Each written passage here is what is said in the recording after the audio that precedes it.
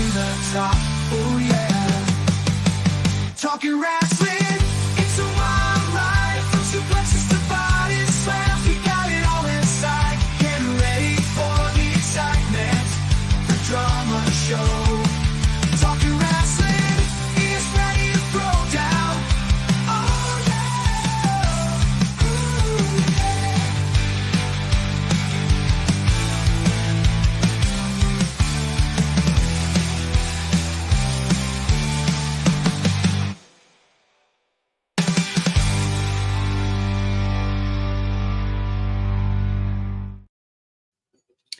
Hello and welcome to another episode of Talking Wrestling with Pondwater Dave.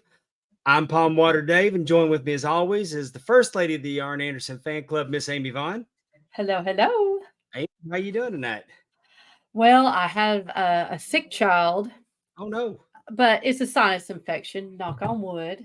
Okay. And so we went to the doctor this morning and we've been hanging out and we have been enthralled in Walking Dead. He started it from the beginning because he was like, you wouldn't let me watch it with you and Olivia because he was probably 5 when it was on the first, when it was I on. watched the first episode and I was out. I was like, no, I ain't gonna be able to do it. Oh, it is. You have to get past the blood and guts. Hi, Justin. Faster than What's late. up? Justin Lots of- Davis, everybody. Yay, Justin. Hello, everyone. I'm fresh out of the shower. I feel Wow. refreshed. I'm ready. Awesome. I was just saying that Aaron stayed home today sick with a sinus infection. We went to the doctor and then we started watching the Walking Dead. And so he's Wow. on season 2 now, Yeah, almost finished with it. And he's so, 2 seasons farther than me. well, I was know going to why. say, I don't know why I can't get into it, but I'm not sure what age that horror became unappealing to me, because I used to watch like the Dawn of the Dead, Day of the Dead, Night of the Living think Dead. this is, They had- I don't know. They had one where they were all in a shopping mall, Hmm. and they filmed it in the shopping mall, and the zombies the zombies finally got into the shopping mall, and like there was a motorcycle gang, and I just remember somebody stopped and put their arm in one of those blood pressure cuffs, and he couldn't get it to release, and the zombies came, and the only thing that was left was his arm in the blood pressure cuff. Oh, Lord. This was like a 1970s version. Yeah. I don't But know. I think a helicopter came and rescued some people, because I remember you could see the zombies walking on the roof of the mall. And if you're watching the video version, you're seeing me do my best zombie going, swaying from side to side. I think Dave worked in a horror movie in that grocery store back in the day. Hey, y'all want to kick off the show with a Pondwater's predicament? Oh, yes. Because I met Crazy today. Oh, again? I Oh was my gonna say. God. Let me tell y'all, we're going to start off. So I'm working one of my stores and I'm having to wait. There's only one person working. So I'm standing there 10 to 15 minutes, it felt like, waiting to get checked in. And I get really, for those of y'all don't know, well, no, I'm not, because I'm fixing to tell the story. Y'all don't even know where I work. But I sell a product to grocery stores and gas stations. So as I'm waiting to get checked in, the longer that I wait, I get a little more stressed, because the quicker I get done, the quicker I go home. Mhm. But I'm really annoyed because there's a person that's playing lottery. Oh, I hate that. Scratch tickets. That's the We're worst. trying to pick 3 numbers. So I wait and wait and wait while, for the sake of our story, we're going to call him Karen. So I'll wait, and then I'm getting checked in. Well, we're probably 75% through with the check-in process. Mhm. And here she comes. Excuse me, I need more tickets. I need more Oh. tickets. Lord. And then the lady that's checking me in says, I'll be with you in just a second. No, you don't understand. I need my tickets now. So in a friendly manner, I'm go, we only got about 2 more boxes. This is going to take me just a second. Because I'm marking my territory that No, we're not going to have me standing here with 2 boxes left Mm-hmm. while you're up there playing the lottery. But I'm being nice, and just trying to like give her a little more information than the clerk gave her. That was my mistake because after she got her tickets, she comes to me and she goes, "Would you like to hear a complaint?" Oh my God. Sure Well, would. I mean, I should have been honest from the jump and said, "No, I really don't want to hear it." But I said, "Sure, what's the problem?" She goes, "I just want to say that your customer service skills are fucking atrocious." And I'm like, "How so?" Oh God. He says, "Playing the lottery sometimes is an exact science that there's a better chance of winning when you get tickets between a certain amount of time. And if that window closes, then you've missed an opportunity." And I'm like, I'm listening. And I'm like, well, let me tell you, I pride myself on exceptional customer service. As a matter of fact, in cases like this, I go by a method that we call BLAST. The B stands for believe. Believe the customer has a problem, which I believe you have a problem. And then there's the L. The Uh-oh. listen. The L's for listen. I've listened to your problem. The A is for apologize, and that ain't gonna happen. The S is for solve your problem. So I'd like to direct you to the back of your ticket where there's a phone number you can call if you believe that you might have a gambling problem. I believe that your problem is a gambling problem. And the T is to thank the customer for bringing this to your attention, which again, that's not going to happen. Yeah. So then I decided she's mad now. And how am I going to handle this? So I asked myself, what would JC do? Amy, would you like to tell the crowd who JC is? I am going to assume that's Jesus Christ. Well, is what that would have been the way to handle it.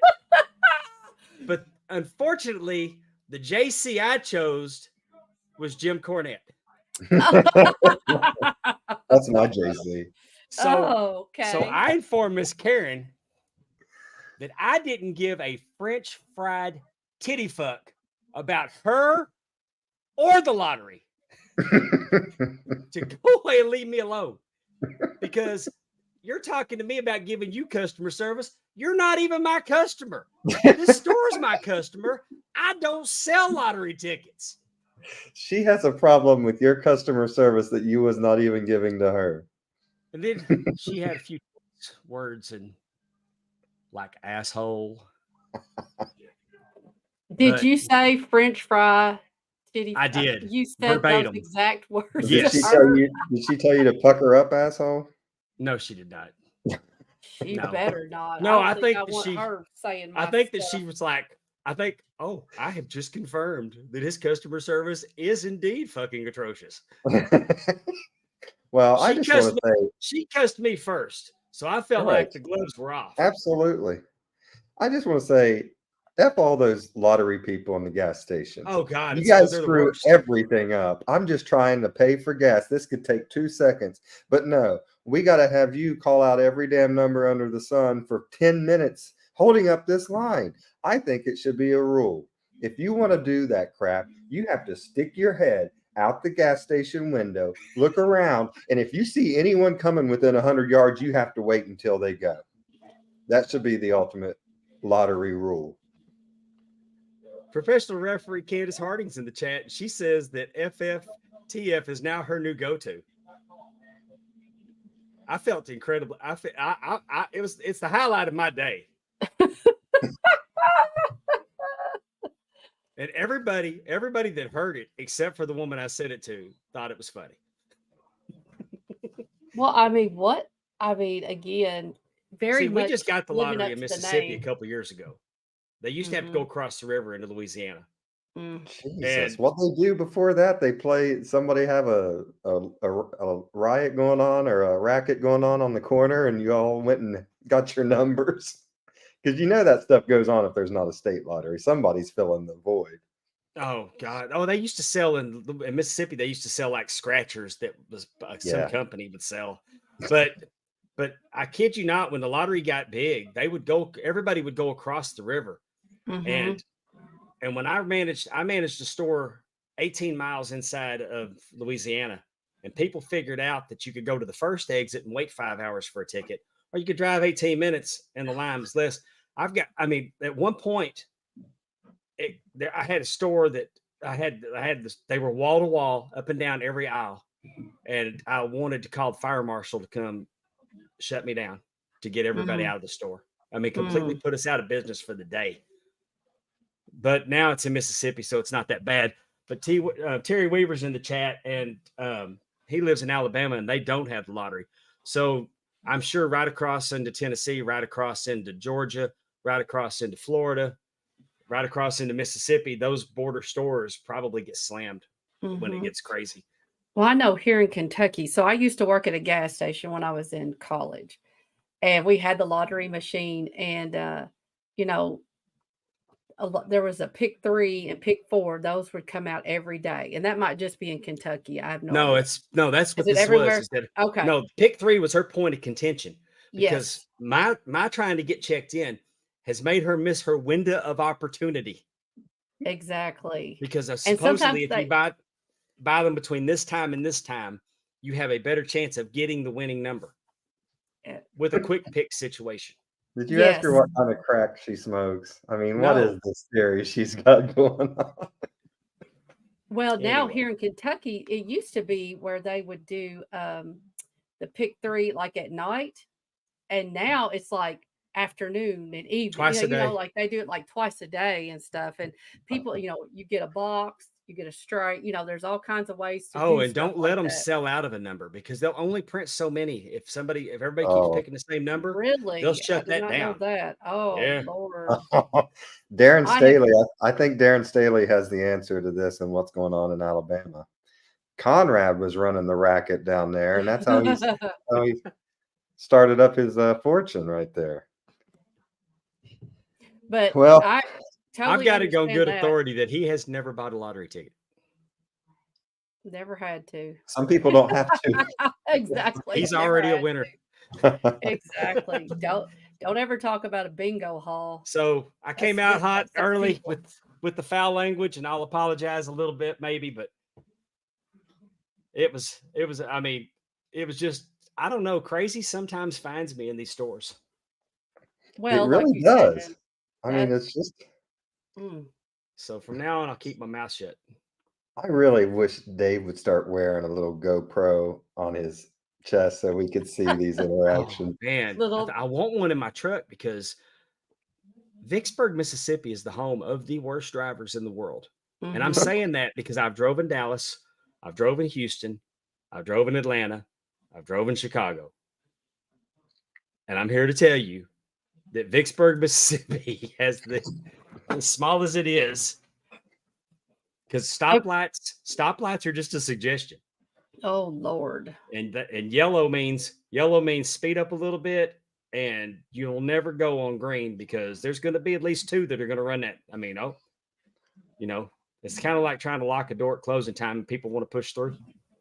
That's Yeah. how it is. We've got in the last couple of years, we've got 3 new roundabouts around here, and we've just got meemaws just playing bumper cars all around those circles, just not knowing what's going on. Meemaws. So why can't you get a camera? You're not allowed, or Oh, I you just have could. it? Okay, okay. I I just could. didn't know. I didn't know if I it was really like, should because I mean, our standard operating procedure is if I'm in an accident, it's my fault. oh, That's good. Doesn't matter. really? It's our fault. Yeah. They just want y'all to just continue to bend over and blast, right? Yeah. Believe, listen, accept, And apologize. and Hey, when I apologize. used to May have to I tell when I thank you, used to sir? have May I to have tell new another? hires about blast and I had to explain blast to them. I worked Mhm. for Love's Truck Stops for 10 years and And I will say that that's great company and their customer service is exceptional in most Mhm. cases. But I was explaining blast to them, and instead of the A for apologize, I told them, no, the A is for act like you care. If you'll just act like you care, because I know you don't care. We don't pay you enough to care. Hell, they don't pay me enough to care. But act like they act like you care, because that will keep it from getting escalating. And I don't think the So higher ups supported my act like you care. I do have a question before we wrap this little Dave's situation here up. How old was this Karen person? My age, Hmm, she's probably my age. I mean, that's about the she might have prime been age in her mid person. 50s, might have been a hard 48. I don't know. hard 40. I mean, I'm Was thinking the she Marlboro. I'm thinking the Marlboros and Natty Lights have taken their toll on her. well, that's what I was going to ask you. Is she a part of the lower 48 or the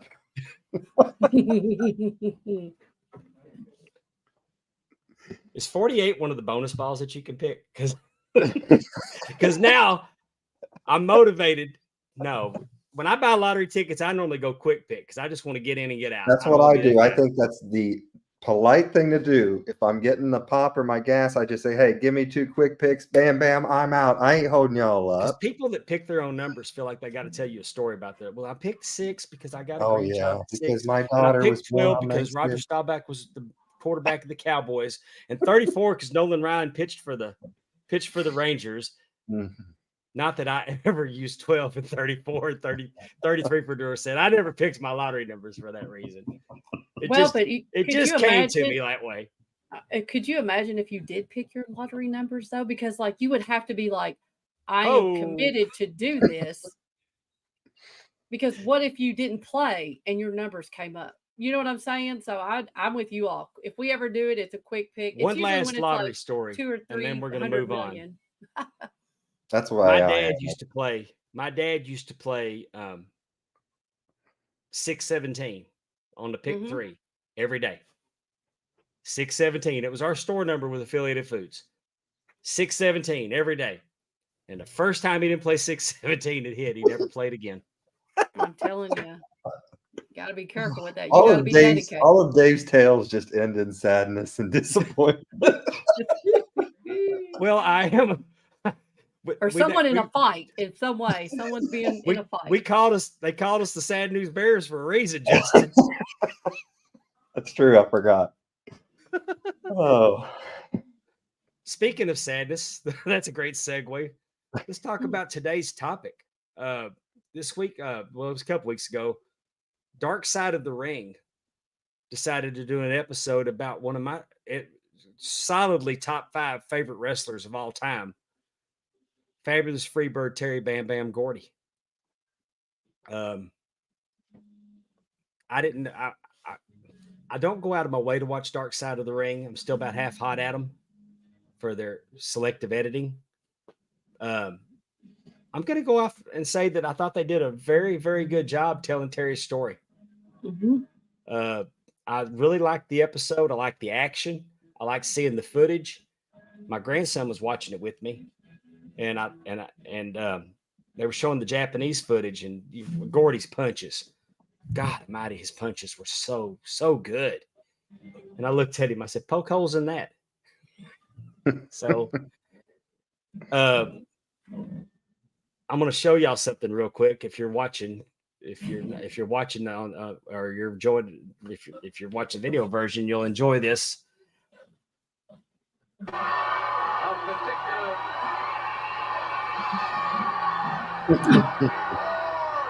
Now watch this. Homeboy did not lose the cigarette. oh no. He needed one after that. That was the original F around and find out right there. Absolutely. April 1st, 1983 at Fair Park Coliseum in Dallas, Texas. I was one section over on the second row. And when he Almost jumped 40 down, years ago. that was right before he wrestled David Von Erich in a handcuff match. And that fella found out. And man, I never heckled Terry Gordy. Never. No. There was, you know, I had the opportunity to meet Skandar Akbar and work with him. And we were talking. I said, you know, I'm glad you can't remember individually everybody that ever said anything ugly to you, because I said some heinous things when I was a young man, and he just laughed. But I didn't say those heinous things to Terry Gordy, and Terry Gordy was probably the first heel that I liked. Mm-hmm.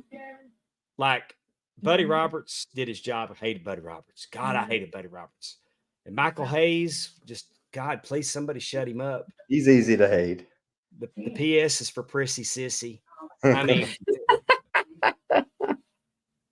there was some very politically incorrect chanting going on at the Dallas Sportatorium. But boy, I like Terry Gordy. And the Bad Street USA t-shirt was the first piece of wrestling merchandise that I could wear, that I wore. That was my first wrestling t-shirt. So what was it about Terry Gordy? He was a badass. Just so he was a badass. I believed he was a badass. Like I felt like Kerry, Kevin, and David was going to have a pretty easy time with Hayes and Roberts. I wasn't so sure. And when the first time Mike Von Erich got in the ring with him, I thought Mike was going to get killed. He's just a big dude, and you can tell that. Well, obviously, Dave, you're there live. He's just at that time just a big, huge guy. Oh, yes. I mean, Efren a said, tall guy and a big, just strong guy. I know you stayed behind the guardrail during the matches at the Sportatorium, but when the show was over, how much of the railing did you take home and use as floss? That's how bad. We didn't have rails. We just had string. Exactly. Yeah, just string. Easier to use as floss. And the heat often got out of control. I mean, when the heat got out of control, they just took them out of the side door. It was 5 rows to the side. But did Bruce, when you were there, was you ever there with Bruiser when he would like go into the crowd or go after people in the crowd? Yeah. And, there was one night, we'll get back to the episode in a minute, but we're talking about Terry Gordy. It was a Sunday night show at the Sportatorium. No television. Instead of Friday, it was Sunday. Just a special night.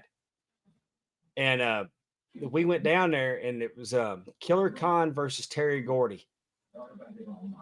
David Manning runs to the ring, makes the match that's in the ring get out of the ring.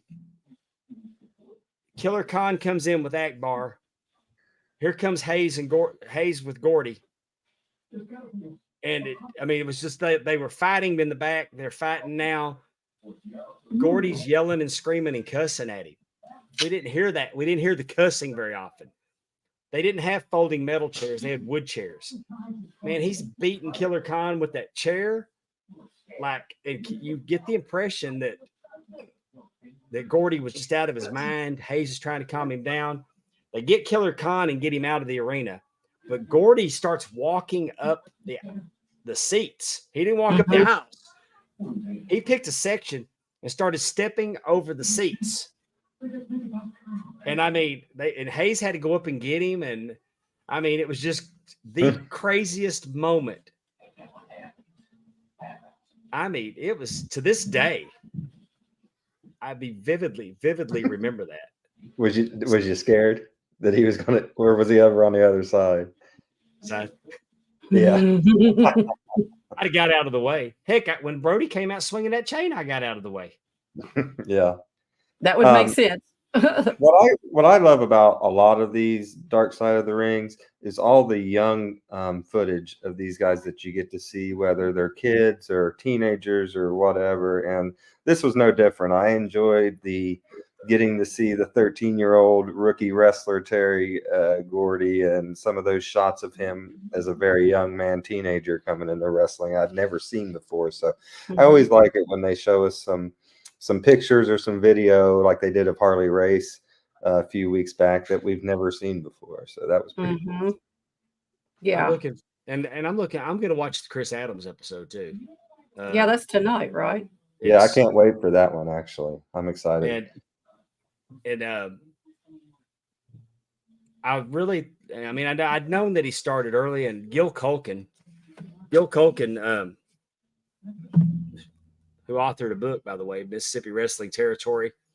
Uh, when he broke off from Watts in '77 and for international champ and formed International Championship Wrestling, Terry Gordy was wrestling there. Mm-hmm. Terry Gordy was the first Mississippi champion for them. And he was Really? 18 years old. He was Mississippi heavyweight champion. I mean, he was, and some of that footage that you saw when he had the short blonde hair wrestling, that might have been the Invader. It might have been the Medic. The guy that was wearing the white tights and the white hat.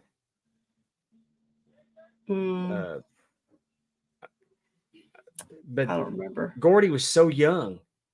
Mm-hmm. I mean, they pointed out that he missed school to wrestle. Mm-hmm. Gil talks about in this book that getting him a wrestling license in Mississippi, thank God that the commission was more interested in the $10 for the license than they were asking questions. Right. Because he was so big. I mean, he didn't look like a teenager in any of those clips that we saw. No, definitely You definitely not. sell for, being 20, 21 very easily, when he was like 16. But I enjoy, I mean, personally, I enjoy the Dark Side of the Rings. It kind of gives you a little backstory on some. This year or this season has been a little interesting because, we started off with John Tenta, who was Earthquake, which really wasn't it was a dark side because it was unfortunately, just yeah, sad. it was a very Yeah. sad one. And I've always been a big fan of John Tenta. One of my first memories of being really scared of a heel was John Tenta because I was like 5 or 6 when he crushed Hulkamania. And I think I wrote a letter to Hulk, hoping he was doing okay. And so, yeah, I've always loved John Tenta, and he's such a sweetheart of a man. And it was just really sad. But I thought they did a really good job with that. Yes. Do you remember when Earthquake squashed Damien? Yes. Oh my gosh, you talk There about was so that much was fun stuff going on around that time when he rough. squashed Damien, when Jake got the Cobra out. There was animals all over this whole place back in the day. It was No a small kid. zoo. Yeah, had it the was, parrot. I don't know how they choose what, the episode, who they're going to, and it maybe just be like who people agree to talk to about, but Brutus the Barber Beefcake, he was definitely one of my favorites growing up. That was a good one. And And that gave me a more positive outlook on Brutus than I had. really, He came across as a better person than I thought he was. Not that I Right. think he's a saint, but I I had the thought opportunity to spend a few minutes with him, and I thought he was delightful. I wasn't sure what remember I wasn't sure what to expect from him. Mhm. Sometimes, because I mean, the guys from the back in the day, they're carnies big time. Mhm. I didn't know what to expect from Brutus, and man, he was such a nice man, engaging. I Yeah. came away from meeting him feeling better about him than I did before because because you hear so he much. got that rap. He got that rap that he was a package deal with Hogan. Mhm. Hogan's weed handler. Yeah. I mean, But he I had wrestled in the same Germany. thought after watching that. After watching that Dark Side of the Ring, I had a better outlook on him as well. I liked I remember when he had the parasailing accident. I remember that as a child because, like I said, he was I liked him, and just to hear, and I've read about it since, but to hear all of that, and it was like putting his face back together. He's holding his jaw open. I mean, Hey, And that's something that hey, I learned new. I never knew we've all been exactly there. how that went down. yeah, really. I mean, who knew? I knew that he had a parasailing accident, but I guess I never knew like this very specific granular details of it. So learned Right. something new through, hearing him tell that story. Yeah. Yeah, and B. Brian Blair was the one. I always think that I don't know why when you're younger you don't think I don't know what you think. They just wrestle and go into a little car or I don't know, but you're like, oh, they hung out and whatever. But the one on Chris Colt was crazy. I didn't know him. I knew of him. I kind of read about him. I've never actually went and watched his matches or anything, but I've Yeah. read because I'll be going down rabbit holes and I'll hear a story about someone else and then they'll mention like Chris Colt. And I'll be like, who the hell is this Chris Colt? And then I Right. start going down and looking at it. I'm like, Is holy it? hell. But I really enjoyed learning about him and the Yeah. different, and the different territory and different things that he did. And I'm like you said, I'm looking forward. Of course, Bam Bam. We'll talk about that one. I'm really looking forward to Chris Adams. I think that will be interesting. I've seen little clips, and I know his wife, um, um, I know his ex-wife, Jeannie, who's also Stone Cold ex-wife, is Yeah. talking on Lady it. Blossom. Lady Yeah. Blossom, Lady Blossom. definitely. And then the finale Oh, is Sensational Sherry. And so I, I yeah. cannot wait to Lady see. Blossom love was pretty them. fascinating because she was a big part of the Gino Hernandez episode. Yeah, Yeah. she was. Yeah. And we forgot to mention that there was a Bam Bam Bigelow episode as well this season, right? Was that this season or last Yeah. season? It was Was this, it? Okay. this season. So, Okay. but yeah, there wasn't a whole lot new on that. Just kind of more about his family relationships. And Do you, I do you enjoyed think seeing Miranda and Ray on there. Yeah. I'm glad they showed Miranda. I've had the opportunity to work with her before. I really liked her.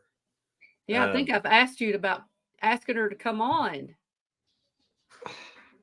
And you're too busy dealing with lottery people to get that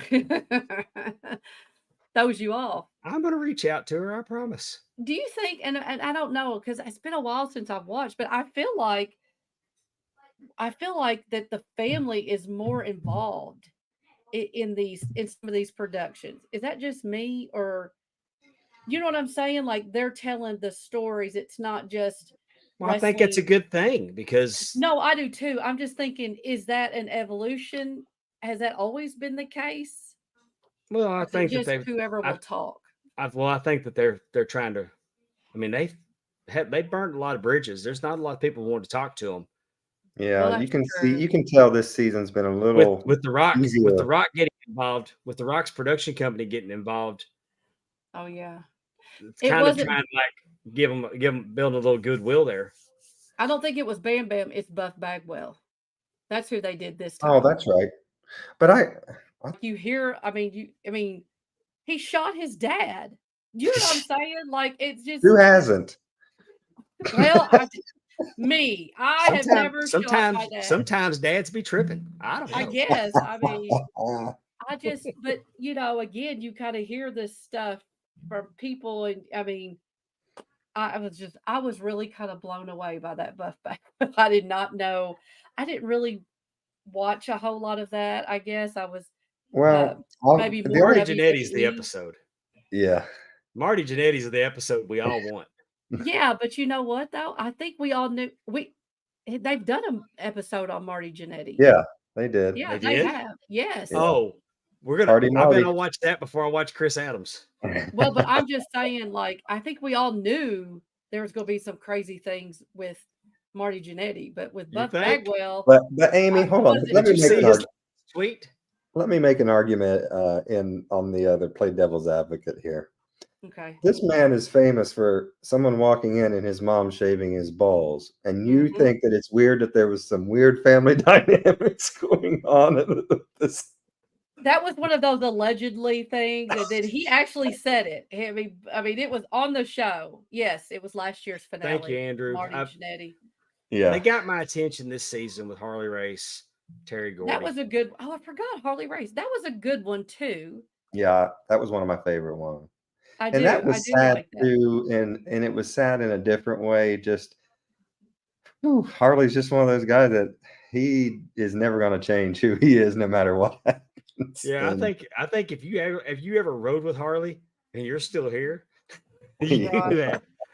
I did like how Trevor Murdoch was on there, someone who came from his school and was close. I mean, and like had talked to him again. I think, yeah, I guess in order for people to talk, kind of like what you were saying, Dave, it has to be presented in a way that, we're going to talk about these people's legacies, not trash them for, well, I think whatever. I'm on the other yeah, side. I thought that was part of the cool thing with the Chris Colt episode was they had like his friend from high school that had stayed his friend throughout all that Yes. crazy crap, you know.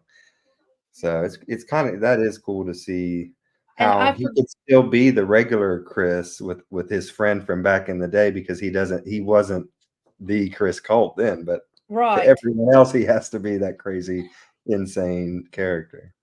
Yes. You know, I And heard an what interesting. Go ahead. No, I was just going to say, and I was going to look it up real quick. The gentleman who wore the Lobster Man shirt. What was his name? I became friends with him on Facebook. So he's Oh, a Frank. No, oh man, that's terrible. You're not a good friend. I'm a terrible Frank, friend. Frank the Lobster Man, we Frank the appreciate Lobster you. Man. Well, he wore a Lobster Man shirt, and he was talking. He was a collector, and he does have some really cool Oh yeah, things. yeah, I know who And you're talking now about. I'm like, I've got to find out who it is. I feel terrible now. You know, they talked about how hard it was for Terry Gordy to. I mean, he was so big in Japan. Mm-hmm. I mean, tremendous in Japan. With Dr. Death. And I think one of the things that Dr. Death said in the video that the interview they had him is that he said he slapped Terry a lot to Yeah, bring Yeah. him back. yeah. I mean, and it So was matter of fact how he said it. Like, I right. slapped him a lot. But they were saying that, I mean, his cousin, I'm not his cousin, his nephew, Richard, Whose cousin? Pronouns. Terry Pronouns. Gordy's, Terry Gordy. Okay. I can't read my Richard. Sorry, I threw you off. Can't read my notes. Richard, He's a elderly. If you guys didn't know, That's right. He's still dealing with the violence he had to take this morning. he's gonna dream about Karen tonight and have a nightmare. No well, kidding. luckily it didn't get violent because I don't know that I could have took her. She probably Oh would have had me. man. She probably would have had me hogtied in the back of a back. You would have had to conjure up the spirit of Terry Gordy to No get a tuna kidding. can and hit that bitch I'd in have the been in the head. back of that. I'd been in the back of that raggedy ass Ram pickup she was driving. Well, and bless your soul that her numbers didn't come up and she missed the opportunity to get them. You would have been. We would not. We'd be Oh like, my well, God, he that said would have he been was coming hilarious. on at 7. I don't know what happened. That would have been hilarious if that was like the Oh, just origin think if she story of calls her in on me. stalking Dave. Just think if she calls in on me. Yeah, that's what I was thinking And then too. my Like, boss has to ask me about messing up her window of opportunity. oh my Well, it'd God. be interesting what she would tell your boss. Like, he was just so rude to me. He told me, he said I was an asshole. I was like, I think I just came up with a plot of a movie. Like Dave comes in, he holds this woman up. She can't get her numbers picked on time. So then she goes home and she sees that her number is 1 and she would have been a millionaire. And now she holds it all on Dave. It's his fault. So now Well, she it stops was a killing. quick pick opportunity. She don't know what her numbers would have been. Oh, It's the quick pick. don't is ruin my movie plot, Dave. I'm the writing. quick pick is something. more. She's done I research. guarantee she's going to go home and said, those would have been my numbers if he wouldn't have messed me up. You got blamed for that. I I don't know. bet she gets a tax statement from the casinos. We have casinos here in Vicksburg. Yeah. I bet she gets a tax statement because you can do that. Oh, well, yeah, if you win. No, Don't I they mean you have can claim your casinos? losses. Do they have casinos in Alabama Oh, you can. and Mobile? I don't. Mobile. I'd have to defer to the Alabama contingency over in the chat. Okay. I don't Well, believe they don't have lottery. I bet they don't. Do we you have think? casinos. We have casinos in Vicksburg. We have them in Are they up on further- land or do they have to go no, out? they're river boats. Yeah, I was going to Yeah. say that's what we do. And then they have Back them in up the in day. up near Memphis because Jerry Lawler used to have a museum in one of them. He had all the stuff he's got in his Museum. Memphis restaurant. He had them That's on a hell of a display. deal Jerry made. He's like, you know what? Where can I put my shit where people are spending money freely? The casino. Well, They'll have to buy They it. promote wrestling. I mean, he ran wrestling shows in that area. Yeah. Well, Uh, and especially if you're if you go out on the riverboat, it's not like you could just get off. So if Oh, you're they're not done, going. They're Yeah. all attached. oh, Yeah. they Like are. they're Oh, Oh, you they didn't have don't to go go. anywhere. Yeah. they're. Oh, okay. I mean, they're not out. Most of them have a barrier built around them, but Right. Oh, okay. they're on water. See, way back in the day, in when Illinois got in Metropolis, when they got their casino, they actually, and even in Indiana, they would have to go out so far and then come back in. So you were on the boat for an hour, regardless if you won or not. So That's I mean, weird. Well, that's a it long is hour when you lost early. Yeah, exactly. it So in the is. You beginning, don't and have now, money to buy a beer. yeah, My f- exactly. when riverboat gambling came to Louisiana, I was living in Dallas, and we went down to Shreveport, Bossier City, and there was Hmm. only one boat there. It was Harrah's, and it was a small boat. They upgraded it since then. But the day that we went was a Monday, and Nixon had died, and they proclaimed it a holiday, a federal holiday. What the So the hell? boat was packed. I walked around. The boat was packed. I walked around for 4 hours before I could, and then the first seat that opened up, I sat down. Oh, Had a $25 minimum, which I'm not comfortable with. I'm a $5. I like to play Yeah. $5, but I'd been there for so long and hadn't got to play. But when you're doing well, they're not $25 anymore. They're just chips. right. And I kept pressing it up and pressing it up and pressing it up. And so there was times I was playing to $100 to $200 a hand, Ooh. giving money to my wife so she could go and play slots, and until I just got to, and I left there a couple thousand up. Well, And then we decided to do a bachelor party there a couple weeks later, and went down, got there about 11 o'clock at night. We were going to gamble all night. And by 2 o'clock, we were on our way back to Dallas. and you didn't understand this woman's need to get on the lotto machine at the moment because No, not only you were did you were I not understand, but I was struggling for a word to describe the magnitude of the F I did not give about her strategy. No, I understand. And the gentleman's name is Tom Burke. I apologize. Mr. Tom Burke with the Lobster Man shirt on. He's a Tom wrestler Burke. collector and Shout he out was to Tom on Burke. exactly. He was on Chris Colt's episode and it was very good. So anyway, back to Terry Gordy, because we're off the rails already. Yeah. Back to Terry Gordy. His nephew said that he thought, he said Terry got really depressed being away from his family. Hmm. But you think about, maybe it's better that wrestlers get as much time off as they do. I heard earlier today, I was listening to Conrad and Tony on Tony Schiavone's one of his bonus episodes, and he was talking about how good wrestlers look when Hulk Hogan and Randy Savage were having the Nacho Man, the Huckster and the Nacho Man skits done about them. They're the same age as Roman and Cody. But you got to look at it. So that was when you look at the ages, they were calling Hogan and Savage old. Isn't that crazy? But like my dad said, sometimes it's not the years, it's the miles. And they put a lot of miles on them guys back in the day. Well, I think too, Hogan and Savage were on TV for so long and featured for so long that people probably felt like they've been there forever, even though it was only like 7 years. But they were just always on TV for those 7 years for the most part, unless Hogan was doing a movie. And like you said, I mean, if they didn't work, they didn't get paid. And so I think, that was the goal, and that was like the constant, like you had to work even if you were hurt, even if you were, you didn't want to leave the road because then you'd lose your spot. And so I think it's just the dynamics of wrestling. And at his that time road was so much longer. I mean, Jim Cornette even said that they take the pills to deal with the time zones, because he was flying to Japan a lot.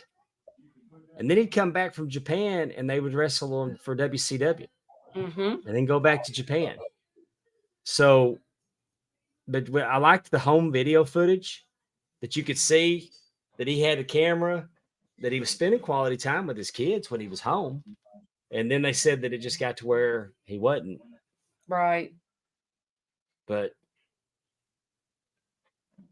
makes you wonder. I mean, it doesn't make me wonder. It may make you. I mean, like, obviously, his home life when he was growing up was not good. You don't typically leave at 14, regardless if you want to be, a wrestler. I think if you had a good home life, you know, and I wonder if that's why he was so dedicated to his own family. I'm not going to make the same mistakes. I'm not going to make my kids feel like that. I don't think they, I mean, I'm just curious about how, I mean, he obviously, you know, situations, experiences make us who we are. And so I'm just curious about that. Well, his That's kids just seem to have me. a really good. I mean, they're not bitter. They don't seem bitter about it No. at all. No, I mean No, his growing up, him Oh, growing up, not oh, his kids, his childhood, because yes, he's big, but I feel like if he had a structured home life, you're not going to leave yeah. at It doesn't 15, seem like 14. he did if his parents are letting him go wrestle at 13 and quit school Right. pretty well. Regardless of what I he think looked he was like. passionate about it and he chased his dreams. Mm. Well, And yeah, but and Dave, if you had a kid that said, "I'm going to quit school and start wrestling at 13," you'd say, "Listen, your dreams are going to wait till you're 18." and I hope And this doesn't come out. I hope this does. Well, I know, but what I'm saying is in the 70s, in the like, you can't get a 70s, but hold of them. You don't know where they are. Like, no. and they That's me. partied hard. Yeah. They partied Again, hard.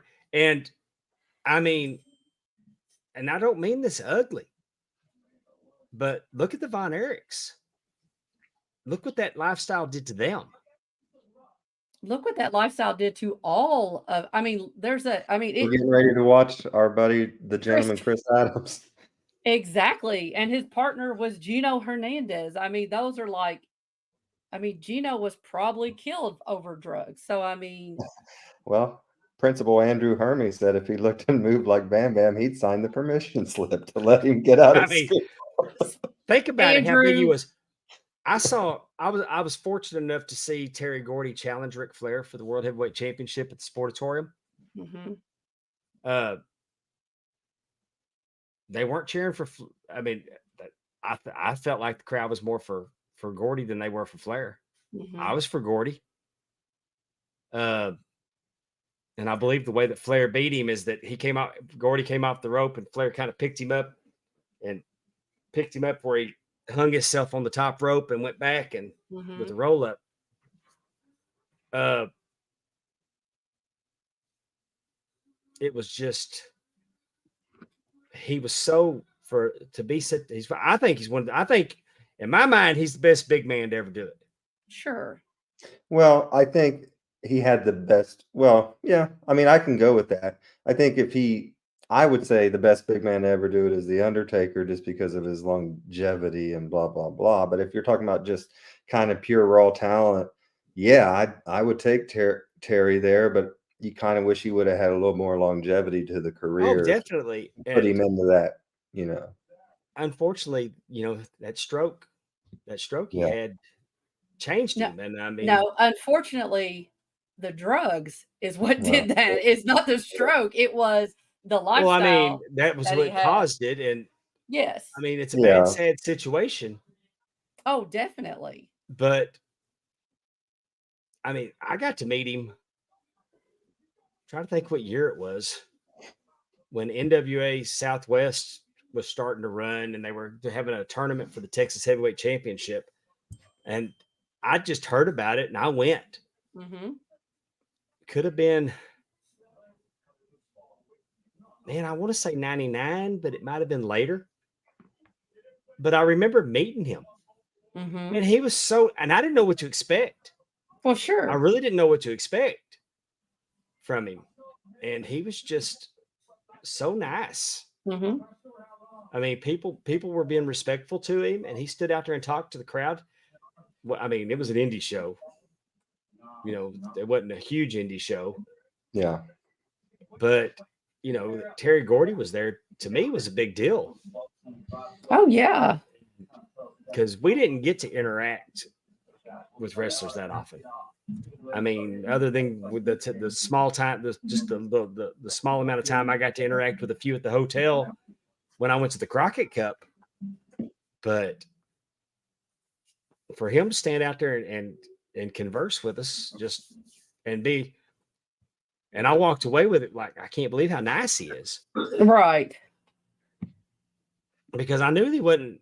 I mean, I wouldn't want to, I don't want to find out like homeboy that decided he was going to come under the rope. Yeah. Well, speaking of nice people, I want to thank everyone that is in our chat: Terry Weaver, Allison Faye, Chris North, Coach Keith Morrison, still trying to recuperate from WrestleMania, I think. Who else is in here? Heather Whitley, Darren Staley, Tim Robinson, Candace Harding. Everybody is here. Thank you so much. Matthew Stewart, everyone. And I have not seen our buddy Willie Buck. I'm sure he'll be here. Carla Olson, I love you.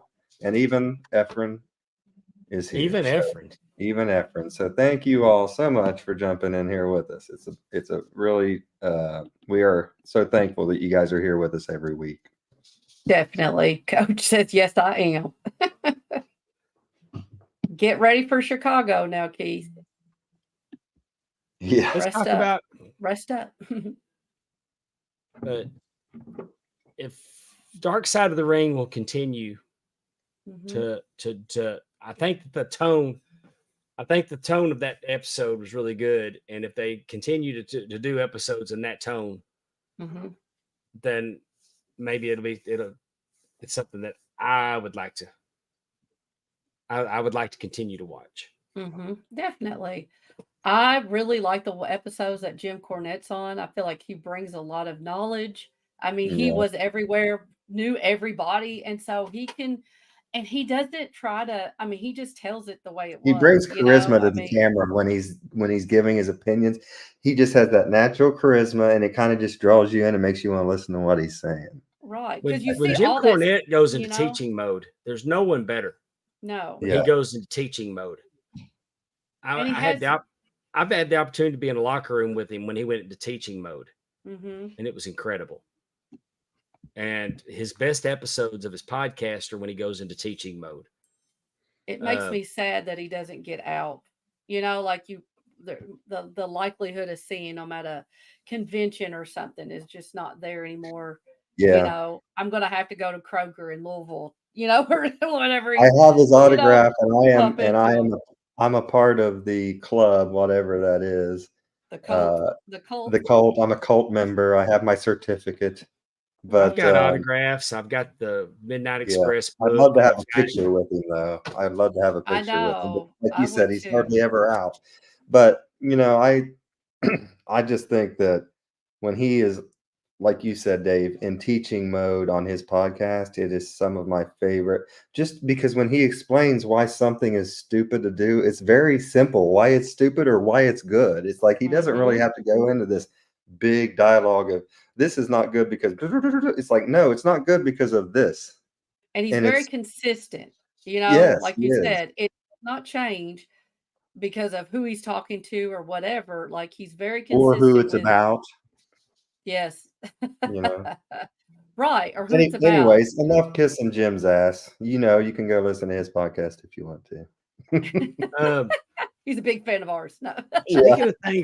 Speaking of Jim and things he doesn't like, let's talk about AEW's decision to air the security camera footage from All In 2023 from Wembley Stadium when CM Punk and Jack Perry got into an altercation. Do you have? Y'all go ahead and give me y'all's opinions first, and then I'll give you mine. My opinion has not. Go ahead, Amy. Sorry. No. Go, Justin. Ladies first. And I'm only half a lady. You're a full lady. Go ahead. That's very true. Hang on just a second. One of the coolest photos I have is Cornette and all 4 members of the Midnight Express taken at NWA. I got that same picture, Andrew. I got that same picture in 2005. And it was one of the coolest moments that I looked around, and it's Loverboy Dennis, beautiful Bobby Sweet Stan, and Jim Cornette. Yep. No. And I mean, my head was about to explode. I have seen that, and it is awesome. Just all those guys back together for one last time and taking a pic together. Go I ahead, was Amy. I was just gonna say this is how I feel like this equates to. So let's pretend you have a boyfriend or girlfriend and y'all break up. It's not a good breakup. Uh, and you go your own way, but yet your boyfriend keeps texting you stupid shit like, "Oh, you know you want me back," and I don't see, and now here's that. Remember this text message you sent me? Like you said you love me, and like that's what I feel like I'm going through with Tony Khan and CM Punk. They were together. They broke up. It was a bad breakup. And now they're trying to And talk again, but behind back channels. well, and it's not even like CM Punk is not. I mean, like he's Which, like, no, yeah, I'm done. But Tony Khan's like, but remember how you said you love me, and here's this text message, and like why in God's green earth would you show that footage? What in the world did that have to do? I mean, it just again, it just makes me feel like, we are like move along. Like he's not coming back. It like I just that's what I feel like when I'm watching all this. Like I'm part of like my girlfriend who won't who keeps texting, her ex-boyfriend stupid stuff because she still loves him and he broke her heart. And you know what I'm saying? It's just so yeah, oh Lord. yeah. Oh Heather, that's what I. Heather is kind of describing what I'm saying.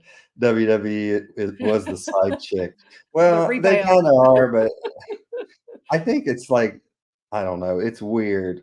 Okay, I'm going to just go ahead and say this. When I found out they were releasing it, I have said for the however many days leading up to the release, this is going to be a nothing burger Hmm. because it's going to show it. What it showed was exactly what I had pictured in my head. So it's not like it's a big revelation. It shows that CM Punk told the truth and he beat his ass for running his mouth. And that's what happened. And I think Tony showing that does nothing good. It makes WWE's wrestlers look tougher than your little boys. It makes CM Punk look like he was truthful throughout the whole situation and told everyone the truth. And it makes you look like as you were saying, Amy, the scorned girlfriend that's mad that her boyfriend left. Look Hmm. what he did.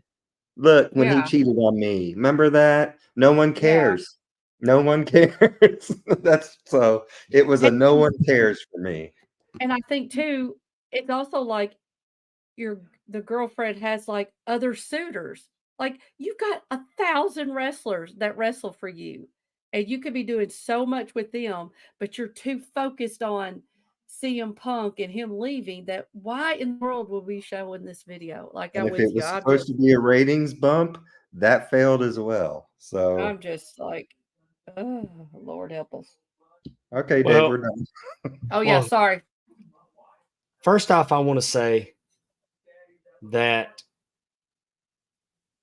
I want to use hockey as an example. They fight Okay. in hockey. They Mm-hmm. police their own sport. If Mm-hmm. you do something douchey, you're gonna you're gonna toe the ass whooping. Mm-hmm. If you touch the goalie, you know it's coming. Hey, we got to do this. There's actual rules to hockey fighting. Like you can come up and say, "Hey, we're going to go," and you might say, "Hey, my hand, my knuckles are bruised. I'd really appreciate it if we didn't do this tonight." Now you can't be a douche the rest of the game because if we're going to let you, we're going to put this off until you feel better. I'll You see you in can't do 2 weeks. anything. But I mean, when they drop the gloves, it's not uncommon for one of the guys to say, "Hey, that glove's behind your foot. Watch out, don't trip over it." But there's reasons that they police their own sport. Mm-hmm. Pro wrestling, pro wrestling is no different. Pro wrestling is no different. Even Kenny Omega on his Twitch said himself that fighting backstage in pro wrestling is nothing new. It's happened for years. I mean, Nails beat up Vince or tried to. Brett and Sean. Sean pulled or got his hair pulled out. Brett punched Vince. Seems like Brett's in a lot of these, but there's been a lot of fights But backstage. but the veterans keep. I mean, all right. Let me say this: how many times we heard that Miz had his stuff thrown out of the locker room? He couldn't even dress in the locker room with the wrestlers. Mhm. Yep. How would wrestling be today if Miz would have been a bitch about it? If you got on Twitter and said, "No one will let Yeah. me guess in the locker room," I don't work it. It's not. I'm entitled to a safe space. No, yeah, he learned respect and he gained respect and he got back in and look where he's at today. right. It's not the same as corporate America, people. Right. Right or wrong, whether you agree or not, is irrelevant. I'm not asking you to buy in. I'm not even saying that I think it's right. I've seen receipts given, and I felt really dirty being in the locker room when it happened. Mhm. I didn't like it seeing it implemented. I don't think Mhm. anyone likes it. It's not a feel good thing It's when not. it happens. No. It's not. But I 100% think Jungle Boy asked for it. We've heard that some of the younger guys have no desire to hear anything that the vets are trying to tell them. Yep. So CM Punk handling up like he handled up. And I got no problem with how that went down. And I would love to see the backstage footage from when they had into it with the Bucks. Yeah. Show. I mean, you show Jungle Boy getting his ass whooped. Why don't you show when you got your ass whooped? Yeah, too? let's see the I mean, EVPs getting beat up. I'm on board. I'm on board for seeing that footage. Me too. But That's the more bringing it interesting. all back around to, was it a mistake to show this footage? Maybe, but here's why I don't have a problem with it. CM Punk brought it up. Now, Mhm. I thought when they said they were going to show the video that they were going to prove that it didn't go exactly like Punk said it went. They didn't. Mhm. To my surprise, it went just like Punk said it went. Yeah. Exactly. But here's the thing, is the Young Bucks in their new character showed the video. Now, maybe they really got beef with Jack Perry and they just buried his ass with the scapegoat. If I don't it's know part if of the that's how- storyline like that, I'm okay with I don't it. know if that's sanctioned or not. I don't know if he really can't come back. I wouldn't have him back. I wouldn't have him back just because there's better people out there. And I'm going to say to New Japan that when I look at Jack Perry on your show and he comes out, Cry Me a River with a CM Punk banner, you put him on your show, New Japan America, for him to put over a guy that's on the other channel. Right. He That's drew what attention to WWE, but they were good enough to put you on their show in Chicago. But you know what? If you'd put Barrett Brown on that show, Barrett Brown would have been 100% about your product. Mhm. Barrett Brown would have had a better match too, because Jack Perry's best match probably isn't half of what Barrett Brown's mid-card match. I mean, on a bad night, Barrett Brown's better wrestler than Jack Perry. I said it and I mean it and don't care who likes it. But I just, Jack my Perry came thing out of is, California. You can't tell me that his daddy didn't have something with him getting his position. And Tony Khan loves him because he was over there in California doing that pro gorilla stuff. He come out of the Rancho Cucamonga clique. But the bottom line is he's not that good. no. He's not that good. And And if his Allison dad is wasn't going Luke to Perry, say, he's Brandon Cutler in that bunch. Allison's going to say, and I'm going to agree that his hair is fantastic. I love his theme music. I even might take him back to the house after a night at the bar. However, this video makes him look like an absolute, excuse the pun, but punk. He got punked by a now WWE wrestler, and and you showed it on your TV of your guy getting beat up by a WWE guy. That kills him in AEW, in my opinion. He got punked out by a not so great UFC fighter. Yeah, Well, a guy that got someone beat who's But probably back to what I'm twice saying his is, age. but now let's bring it back around because I didn't mean to start bagging. But let me bring it back around. In character, they show this video. Mm-hmm. And then they bring FTR into it because they're Punk's buddy. Don't like it. Well, what I'm saying is they advanced the storyline and they're going to have a match with FTR. And they used that video and ratings went up. Ratings went up a little bit. They were up. Maybe a Like they were in the 700s this week. They were in the 800s this week. What I'm saying is it was a publicity stunt and they used it to advance the storyline. They fired their shot. Would I have done that? Probably not. But if it had been my daddy, if my daddy was a billionaire and it was my promotion, that match would have been in the ring the next week. Yes, me too. That match would have been in the ring, or you'd have been in breach of contract, and you're going to sit out the term of your contract, and you're not going to get paid. Because we're going to do this in front of the cameras. I think making this an angle 6 months later, Dave, that's the mistake. You're right. It should have been an angle right then. Then you could have got heat off of it. But in their defense, CM Punk talked about this on the MMA Hour. Well, how do you know they didn't know they were going to do it? You know, I mean, no, it's a complete response to Punk bringing it up. It's a complete response to Punk bringing it up. I don't think I would have showed it unless I could have proved that Punk wrong. Right. That's not even acknowledge it. You went out of your way to show that it went just like you said it did, but it was timely. That's the core of it. We're trying to get some. They're living week to week on trying to get these ratings up, and also all you people, and I'm not going. I mean, I'm tired of seeing empty arena pictures.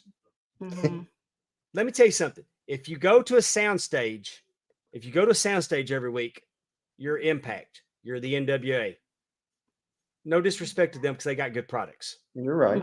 I'm saying, but if you're going to film in a soundstage, you're Thunder. I mean, you're WCW Saturday Night. Do you look worse filming in a bigger space with not even hardly any people in it though? But they moved the people to where the camera angles show that there's people there. Now, what I would do is I would darken like in the opening of the Iron Claw when you saw the ring and only the ring is lit and you can only see like 1 or 2 rows. That's how I'd shoot wrestling anyway, because that's how wrestling needs to be shot. But what I'm saying is everybody that wants to make a big deal about attendance, it's a television product. The arena is a necessary location. You're filming it because also you have production, lights, stage. You need some room bigger than a sound stage. You're doing a big time production. You're not making it a point to show your empty seats. Right. And also they'll show that you've sold 2,500. You sold 2,000 out of 2,500 tickets available in a 15,000 seat arena. You've only made so many tickets available. And I was still going to World Class when they took a big old curtain and went halfway across Reunion Arena and only sold one section of the arena because you didn't have 18,000 anymore. You're struggling to get 5 or 6. Right. What I'm telling y'all is this is a television product. Everything they do, their revenue is generated through television, not ticket sales. So the arena is a necessary evil to film their television product. Right. That's right. If you're there and you see the empty seats, that may affect you, but you're part of a television audience. Yeah. And they haven't chosen to give away tickets to try to fill empty seats. Right. I feel like. But here's the thing. I'm sorry, Amy. No, go ahead. My last point is if you're in a 10,000 seat arena and you got 3,000 tickets available, what happens if you got demand for 2 more thousand? You got more room. Because you never know where you're going to find your next big market that you may have gone in there expecting 3,000. But if you're in an arena, you can make bigger seats. Like, let's take Ric Flair's last match was at the fairgrounds, and all of a sudden, damn, we need a bigger facility.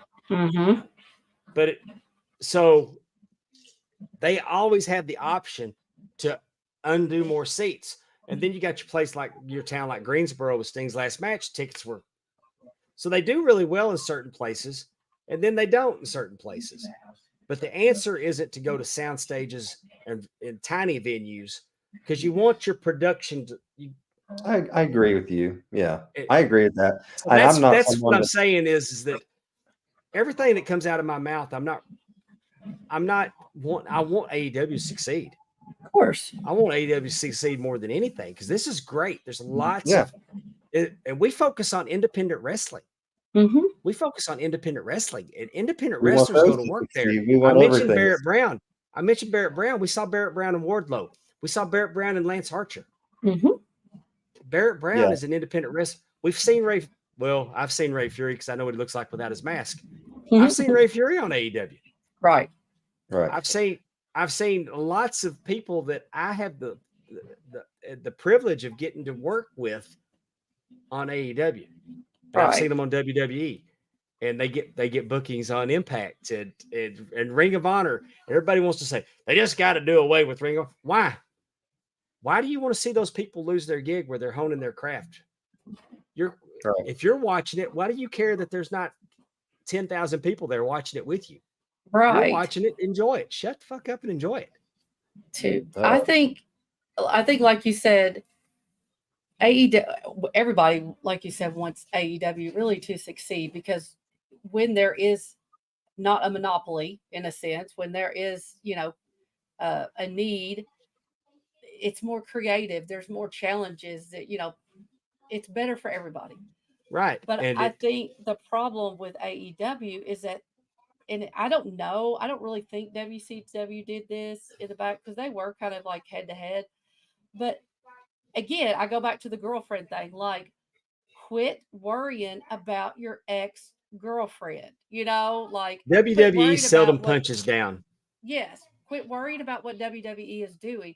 I That's wouldn't the whole even mention reason. them. Right. That's the whole reason why you became AEW, was to be an alternative, to be different. And it's just, I feel like. And we talk about ratings. Sad. We talk about ratings. It's been my experience that Wednesday night's a terrible night for anything. Even at things that I do for ad-free shows, they're highly discouraged from doing them on Wednesday nights because there's no participation on Wednesday nights. Right. Well, and you know what Guys, else I I think? apologize for the background noise. My grandkids are here.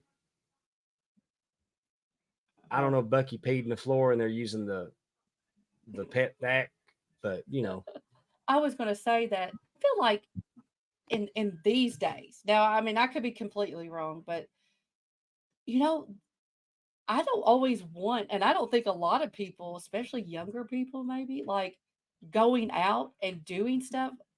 That's not their thing to do. Like, it's being it's being on your phone, and so going to a wrestling show may not be as exciting.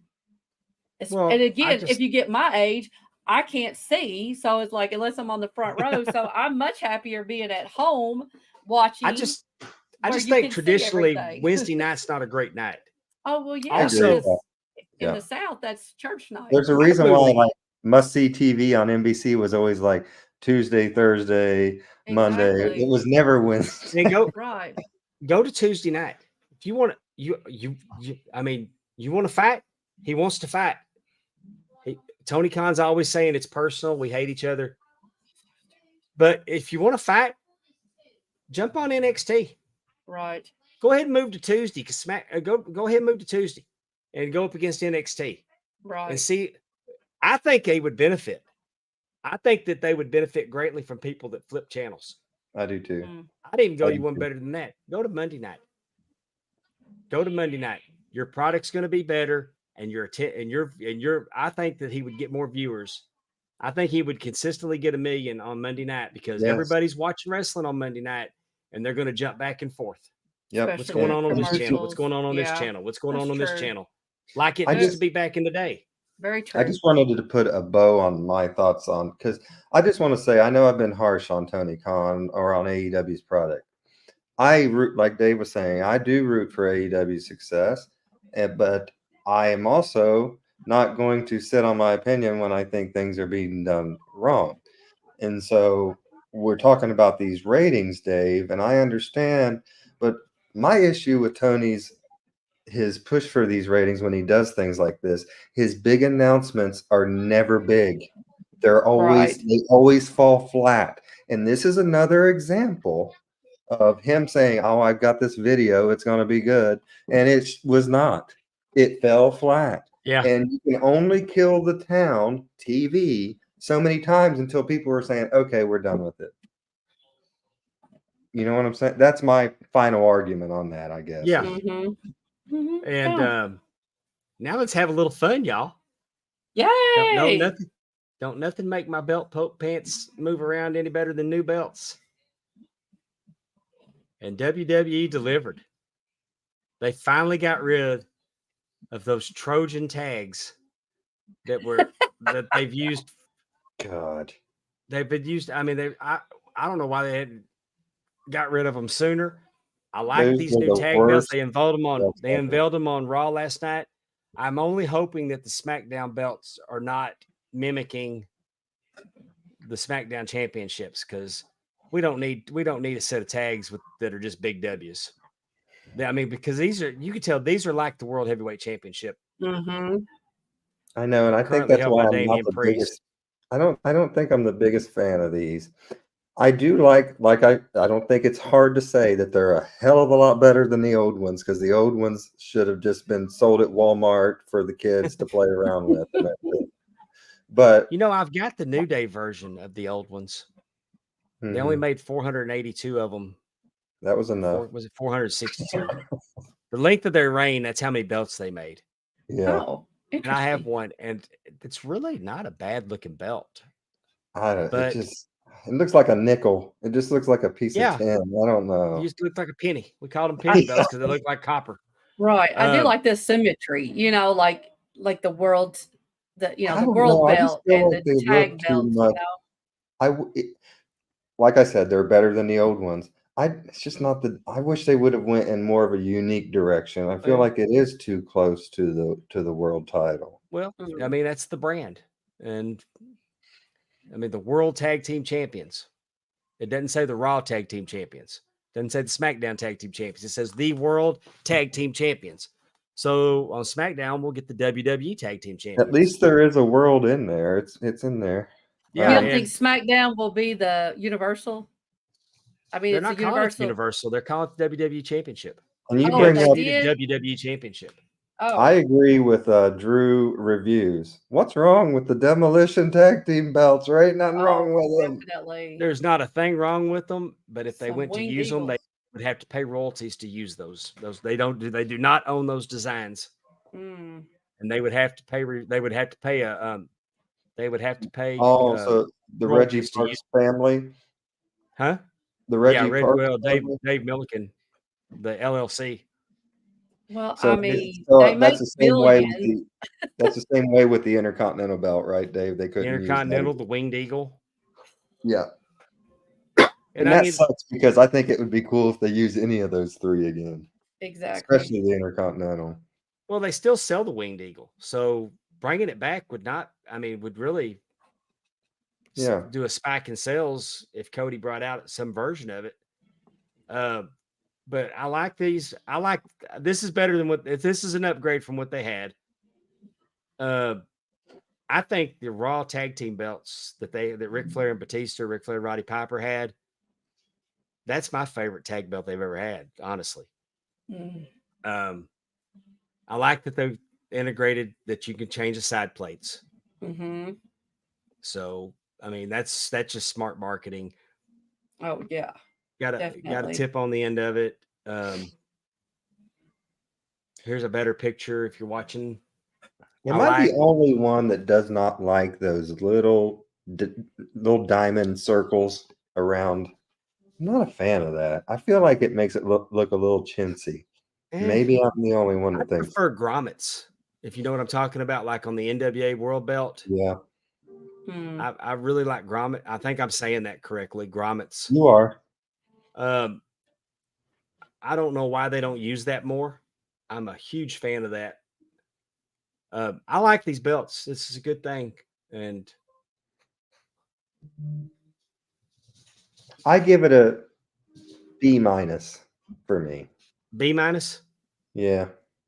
I mean, I like them okay. Like I said, I will take anything over those last ones. It looks like if you peel them off, there's going to be a little piece of chocolate candy in the middle of it.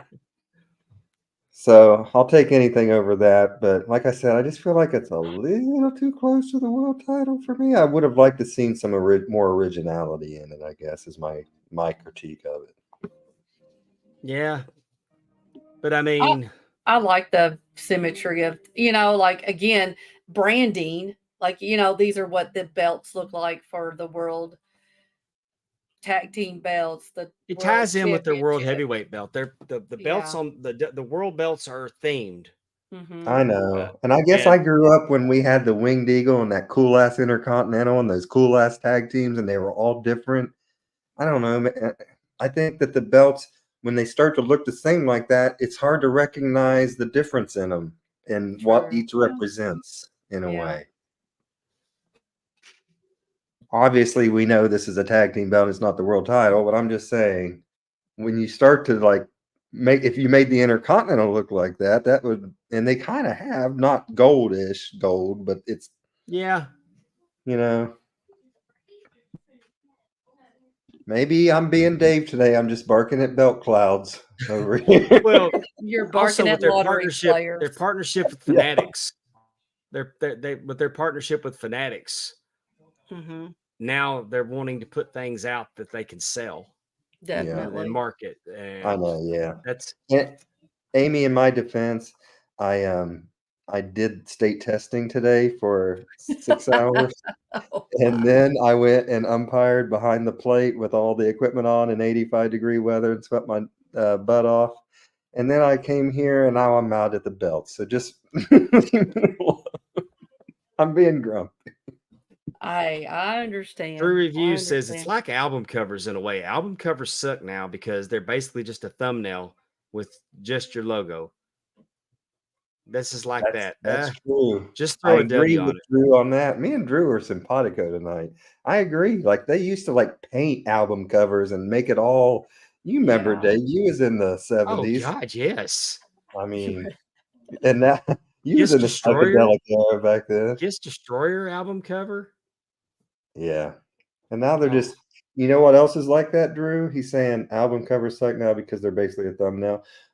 Everything's like that. Like buildings used to be built with this great architecture and cool like stone stuff that was and now everything's just a big square metal building, and it's like Mhm. schools are that way. Like they're all just built the same, and I feel Like like an album architectures cover. went like all cookie cutter. Same way, everything's kind of going that way.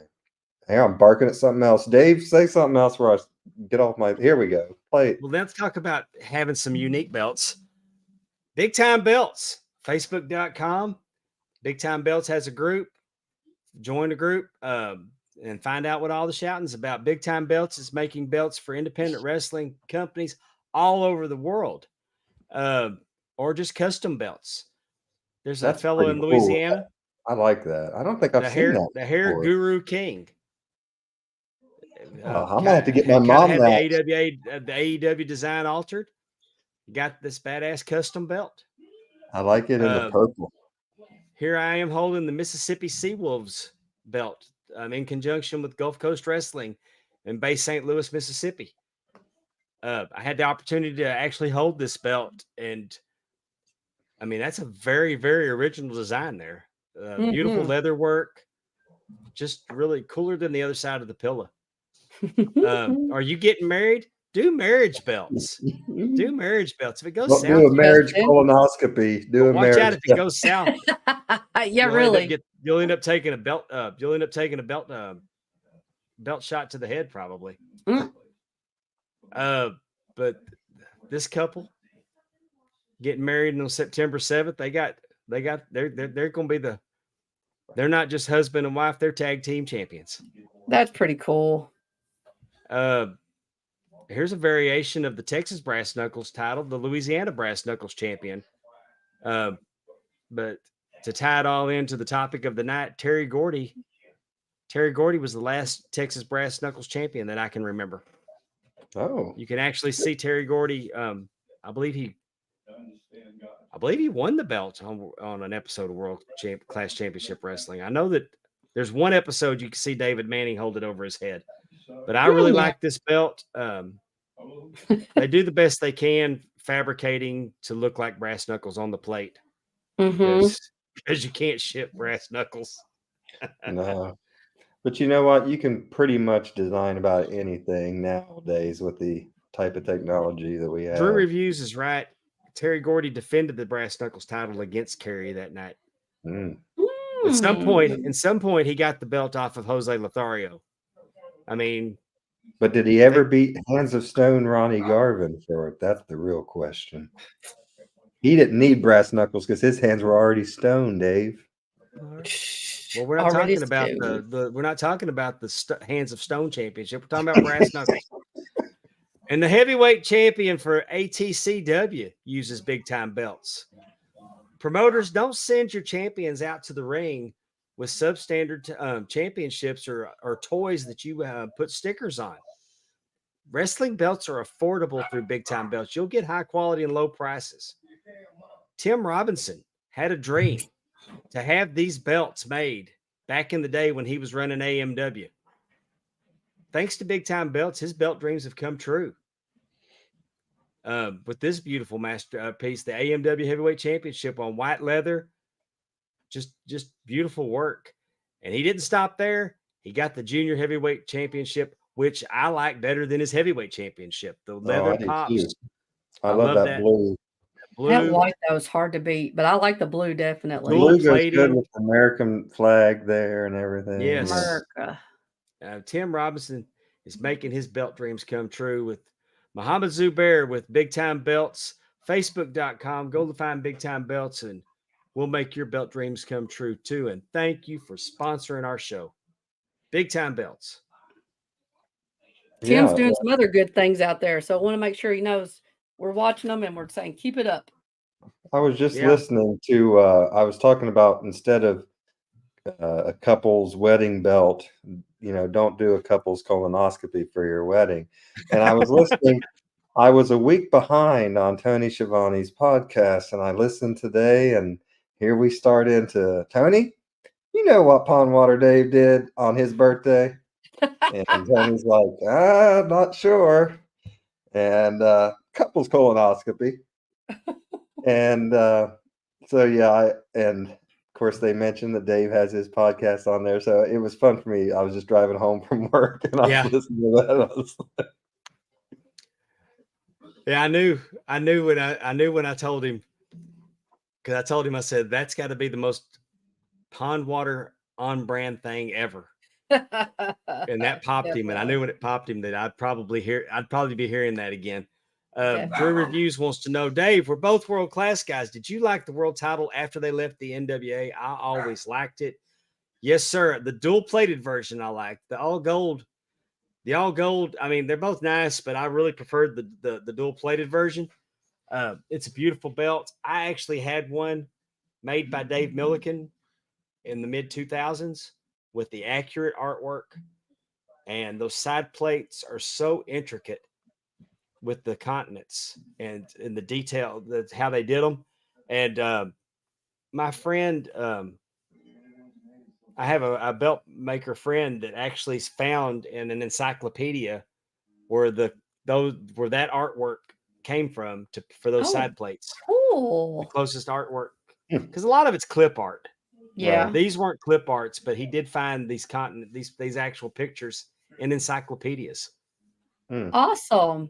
Explain to our young folk what an encyclopedia is. It was door-to-door Google. Door-to-door salesman would come by and say, hey, you want to buy these encyclopedias? And so when someone asks you something, you won't look like a dumbass and you can look it up and know it for yourself. Now we just ask Alexa. You know what my favorite part of that answer that Dave gave about that was, as soon as he said he was answering Drew's question about that belt and he liked it, you heard Bucky go, "Ruh!" And Bucky liked it too. He was a fan of that belt, I think. So, all right, that was double approved from the Dave household. That's right. That's right. And now, that's not it. It's time for Amy's trivia. Think you have the facts. Let's play and see. Yeah, I like that. I thought we would do a little backlash. That's the next pay-per-view coming up. So I thought we could do just a little. Amy, that's a pay-per-view that happened after I quit watching. I just want to go on record saying I'm highly disappointed we don't have Amy Asks again tonight. Oh, we might do one. We're not going to talk about where we eat at today. But we might. Oh, yes, let's not. I always like it when my mom and dad, I've just stopped telling my parents to listen to us because I always will be like, Listen, oh, listen, it's going to be a good show. And then that I happens or don't something think like that. anything Yeah. bad happened last week. Dave and I both told the truth. When Dave eats out, he likes fish. When I eat out, I like chicken. That's all we said. You made, anyway, let's go. Let's go. What was the year of the first Backlash pay-per-view? I think I know this. I think this is. It's either 99 or 2000. I'm going 2000. Me too, because I said this kind of started when I quit watching, which was right around that. So 2000. All right, you all were just close. It was 99. 1999. It happened in Providence, Rhode Island on April 25th, 1999. It featured Stone Cold versus The Rock for the Mhm. WWE Championship, and Shane McMahon was the guest referee. This year's Backlash will be held for the first time outside of North America. What country will it be held in? Oh, next one. I'm sorry. I'm So going to say sorry. France. What'd you say, Parlez-vous Dave? français? I think it's Scotland is Clash at the Castle. Anybody in the chat? It's going to be held in the first time outside of North America. What country will it be held in? Oh, it's going to be well, Terry Weaver's already gave it away. I'm still going to Oui, oui. Scotland is Clash at the Castle. It, So it it is France. It's going to be on May 4th this year at Lyons, France. Next question. This is fill in the blank. Oh, I'm a fan of the French. I'd like to go there. I just want to eat some cheese and drink some wine, and hey, should- the French are responsible for a lot of great things. I like their fries. I yeah. like the kissing. Okay. Is that it? Because if it weren't for the French, I'll say that I love Julia Child's cooking and the art of the French chef, or whatever her show was. And a French omelet is quite well as Julia if she makes it. So Julia Childs was from England. yes, but she's from America, but she's a French chef. Oh, She was trained in France. I think she was in the Yes. Greek. no. She was in our like CIA in the 50s.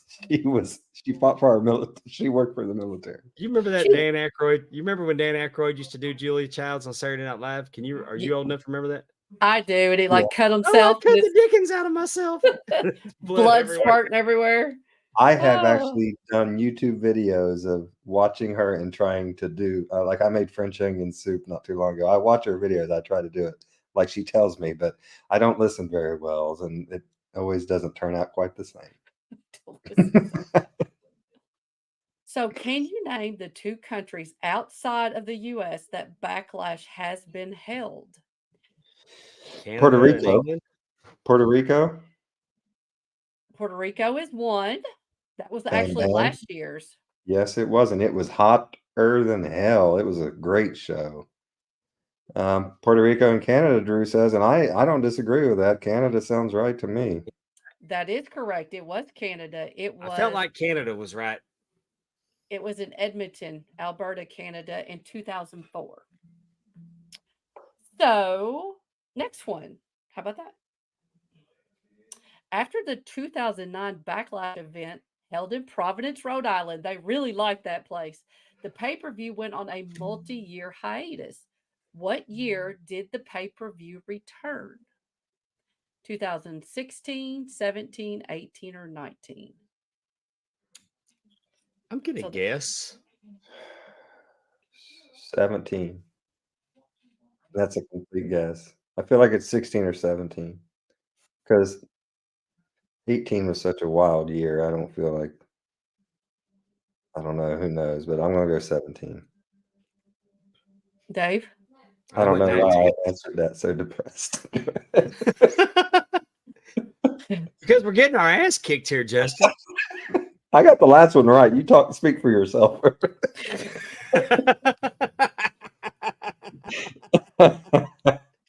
Oh, Did we tell you? Mm-hmm. would you?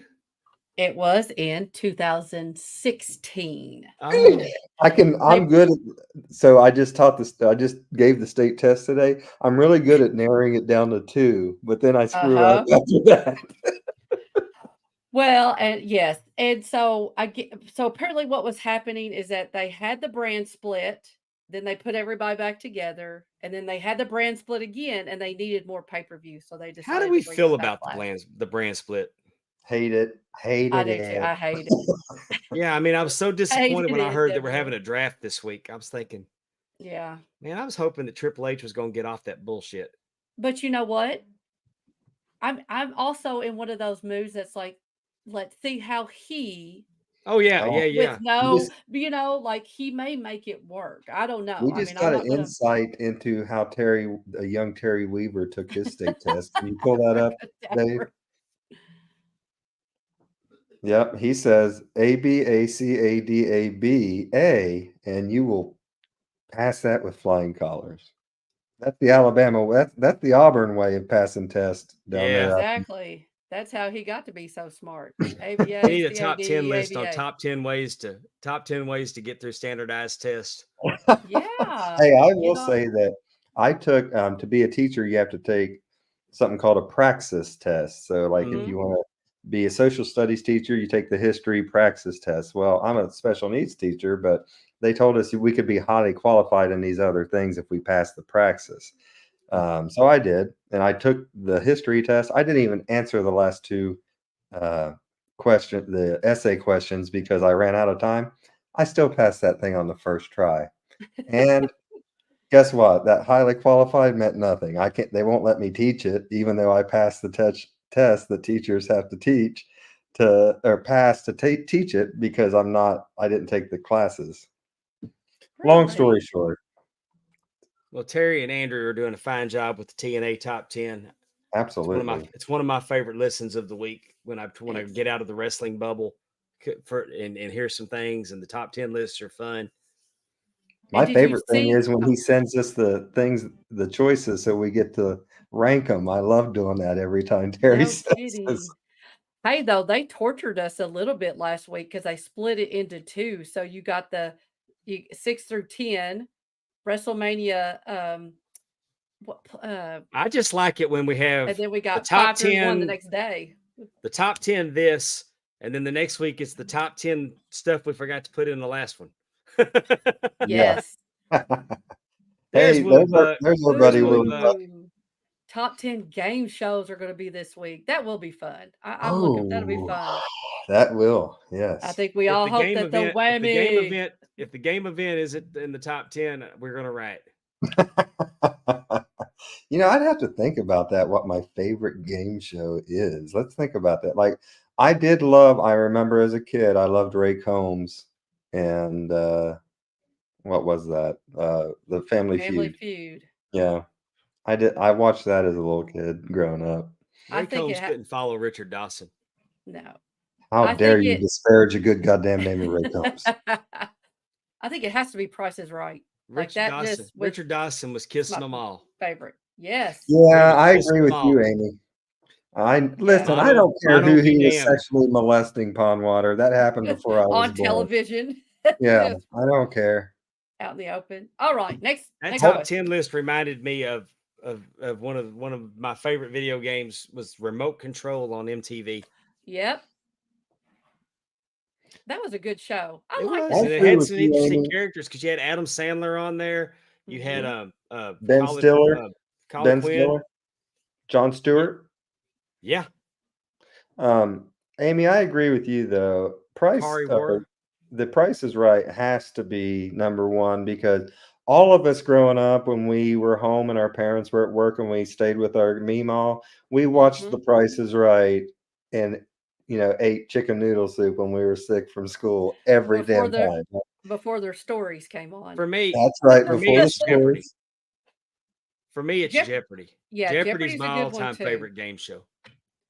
But I'm with you though, Justin, like you said, because Jeopardy for always came on in the afternoon, In kind the of like Wheel or of it was in the Fortune. evening for me. Yeah. Jeopardy. Yeah. So Price is Right reminds me, like you said, exactly. Being home, watching it when you're sick, whatever.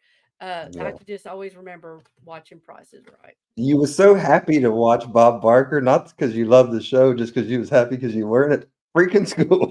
Exactly. Trying to guess the prizes and all that stuff. That was always so fun, I Or thought. speaking of sexually molesting on TV, Bob Barker did a little bit of that, I think, himself, but that's all right. We'll That was move on. backstage, but whatever. No. Oh yeah, backstage. All right. Hey, Most it was consensual. It was consensual until he got tired of her, and then it was molesting. that's well, that's true. I mean, Uh, Most she was happy for many seasons. most backlash pay-per-views have been held in the months of April, May, and June. What one year was the pay-per-view held in September? So again, we got 16, 17, 18, or 19. Yes, spay and neuter those pets. what year was the pay-per-view held in September? Well, I mean, we're just all I'm gonna pissing go in the back wind. to I'm gonna go 2017. Why not?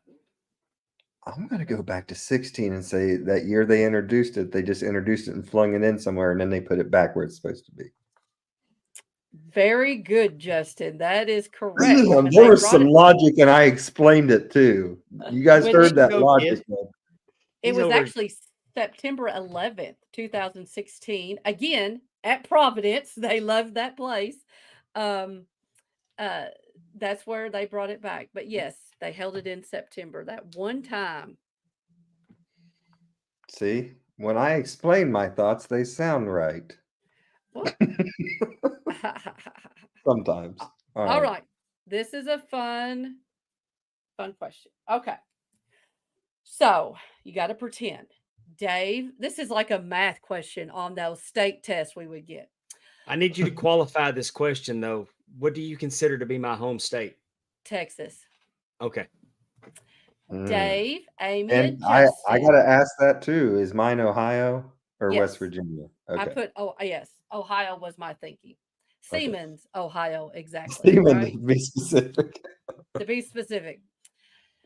Dave, Amy, and Justin are only able to attend pay per views if they are held in their home state. Who got to go to a backlash pay per view? Was it Amy, Dave, Justin, all of them, or none of them? I'm So gonna we're look. say Go ahead. I'm sorry. We're looking I'm for. gonna say Amy because I feel like it was in Lexington or Louisville or something. I looked I'm it gonna up. say all of them because it seems like I know there's been one in Texas, and I think they had one at the Rupp Arena. That's what And I'm to going with. and for you, Um, Drew, I am from Kentucky. oh, you're saying all of them, Dave. So there was one in like Yeah, because Cleveland or if something. I know I'm pretty sure there was one in Texas and there was one in Kentucky, so there would have Yeah. had to have been one You think like Cleveland or something had one too? probably. All right. You know what? That makes sense to me, and I'm gonna go with all of them. Justin, you should never listen to Pondwater Dave because I would be the only one that would be able I to was that right would the have been to first attend time. because in 2006 it was held at Rupp Arena in I knew Lexington, there was one at Kentucky. Rupp Arena. I can't believe they hadn't had one in Texas. I guess Mm-mm. Texas doesn't get the jobber pay per Amy, views. I didn't remember one in Ohio, so I was all for going just Amy. You And then should this have. slapdick speaks up and goes, "I know there was one in Texas." I'm How like, could they ah, have not had Right. one in Texas? Well, You got they have. Dallas, you got Dallas, you got San Antonio, you got Houston. I agree. They seemed to seem like they were more like they had it in Providence, Rhode Island 3 times, and it's So only been going on. no You jobber know, pay-per-views in Texas.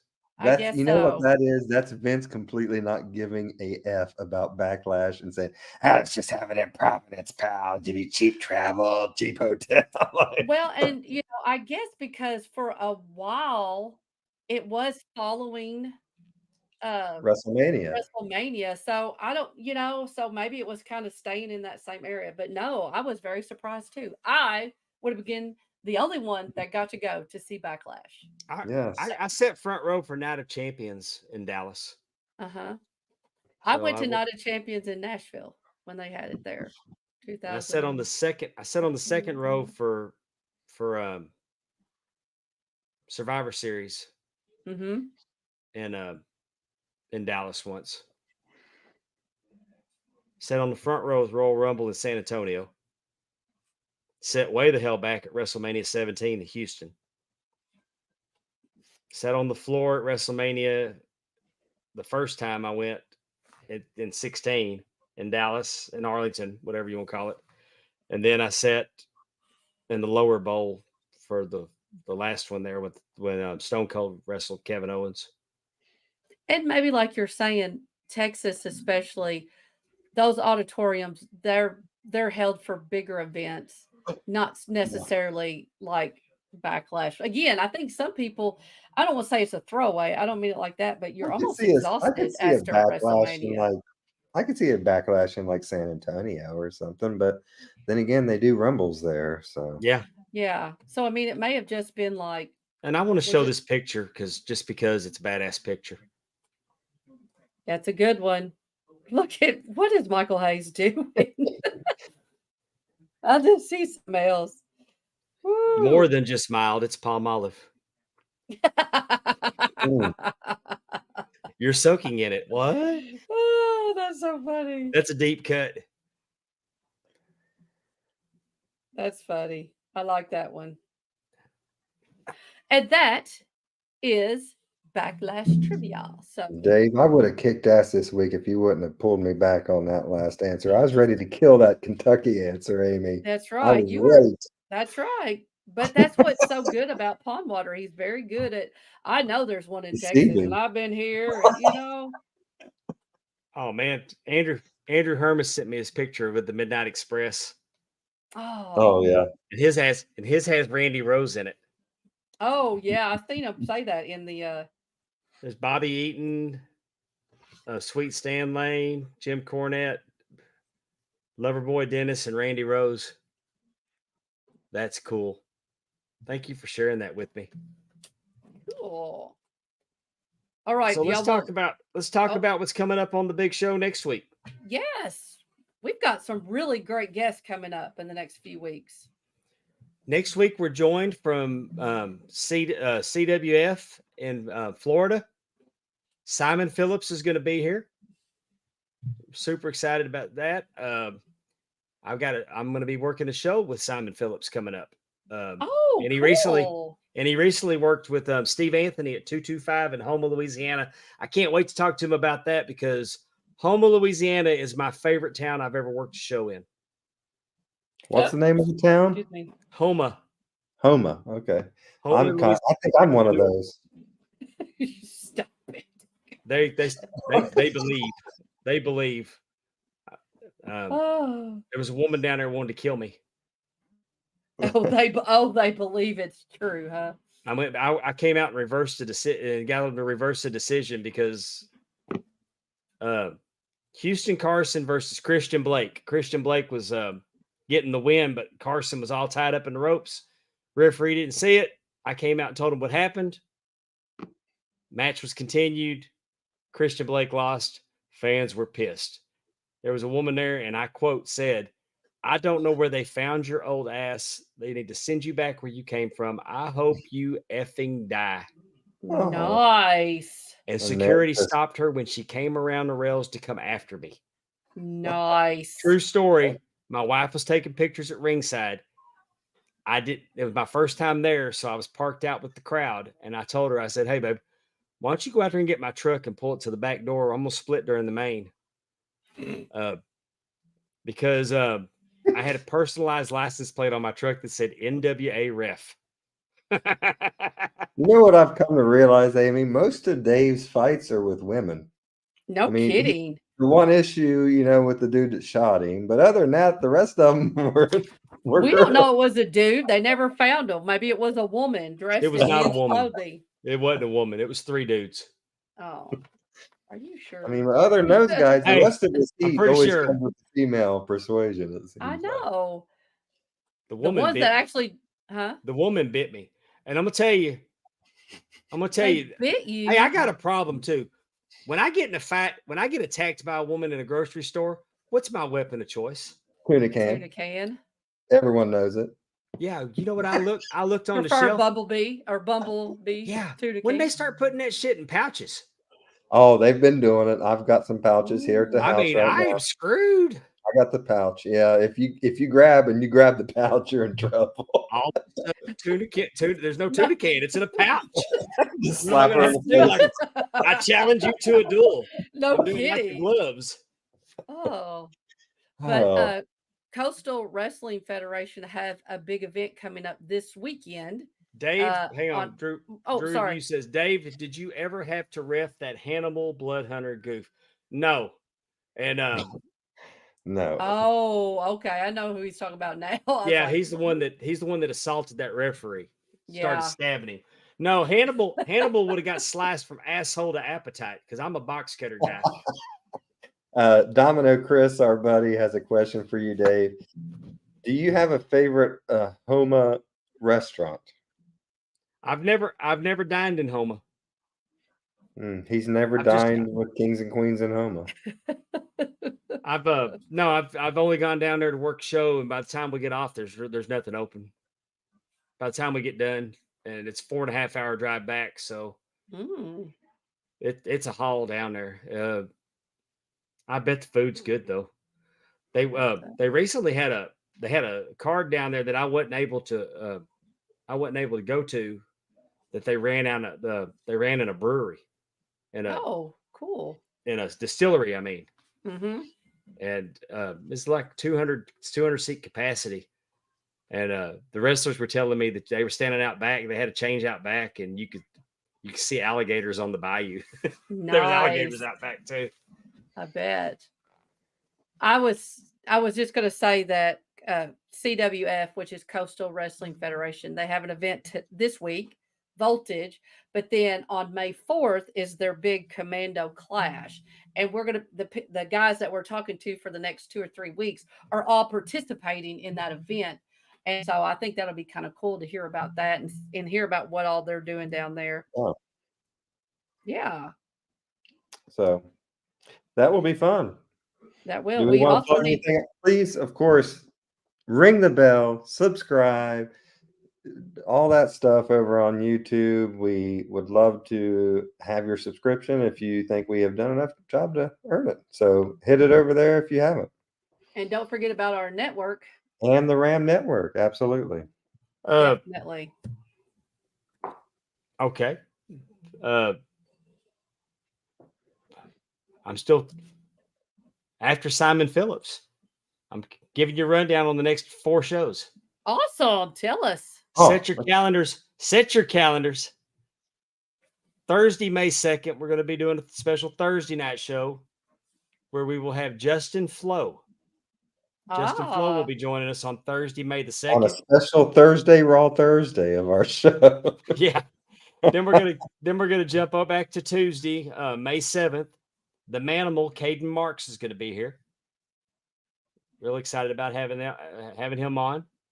The And Manimal. then I've had a few Tuesday, Manimals over here. Tuesday, May 14th, Ben Rowe, the promoter of the CWF, is going to join us.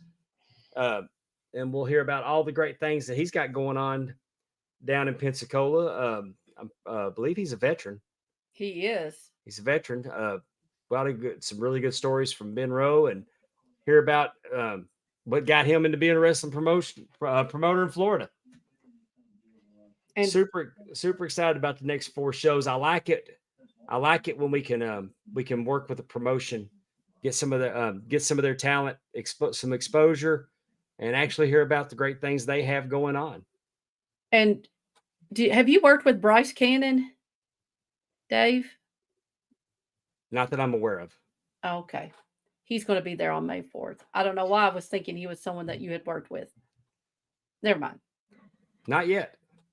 You know how I get when it gets late. I get kind of, I guess.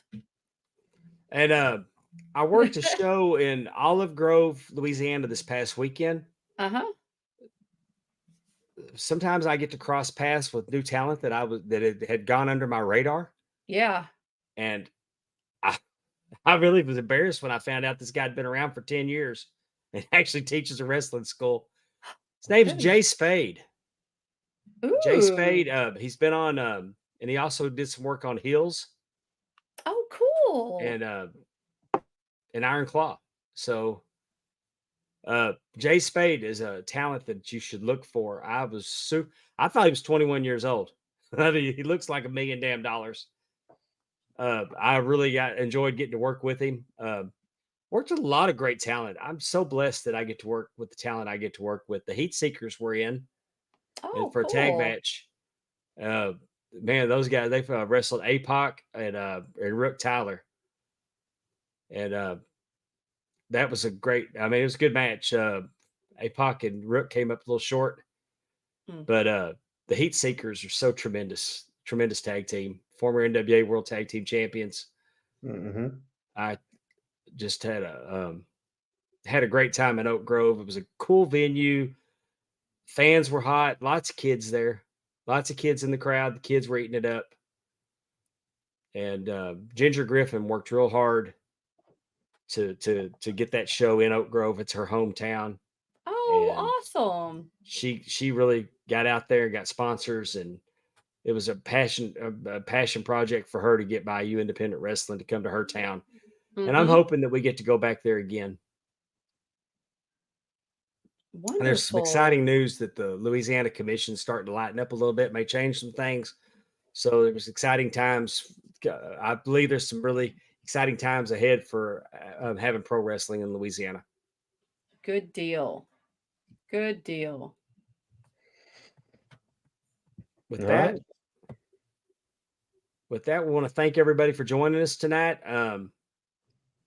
If you want to support the show with nice shirts like I'm an elderly, the Talking Wrestling I'm logo. elderly, not I'm an elderly. I'm elderly. That's how I say it. It's kind of like the laundromat sign turned upside down, so you'll notice it. Go to jumpinthepond.com, jumpinthepond.com, promo code RAM Network. The RAM Network. I was going to say, are we promoting anything that we're doing on the RAM Network coming up? Well, it's still, this month is still free. If you join the RAM Network in April, that month is free. You get to go over there. You get to see all the things that FFP have done. We have, Dave, have you started your shirts? Or your shows? I have one episode of An Audience with the Belt Pope Up, where I talk about the belt that made me a belt mark, the Mid-Atlantic Championship. It's not a long episode. It's about 12, 13 minutes long. Check it out. I'm real proud of it. The second episode is going to be coming out soon. Just about ready to film it. Willie Buck wants to know, Pondwater Dave, how did my favorite wrestler, and that will be Ray Fury, do in his wrestling match last Saturday at Bayou Independent Wrestling? Ray was victorious, defending the Deep South Heritage title against Damian Wayne, who is a hell of a competitor. Ooh. And he hit Ray Fury with a devastating froggy elbow of his own. But Fury kicked out and then gave Damian Wayne one and retained the championship. And I believe the next time Ray's going to defend that championship is going to be in West Monroe, Louisiana, against Barrett Brown. Oh, interesting. Well, we're always cheering on Ray Fury. But go to the RAM Network. You can check it out. It doesn't change anything how we do our podcast. But the RAM Network is going to be bonus content. We're hoping we're going to entertain you. You get a little bit of everything there. pwdpod.com is our channel on YouTube. A lot of y'all watch this on Facebook and Twitter and Twitch.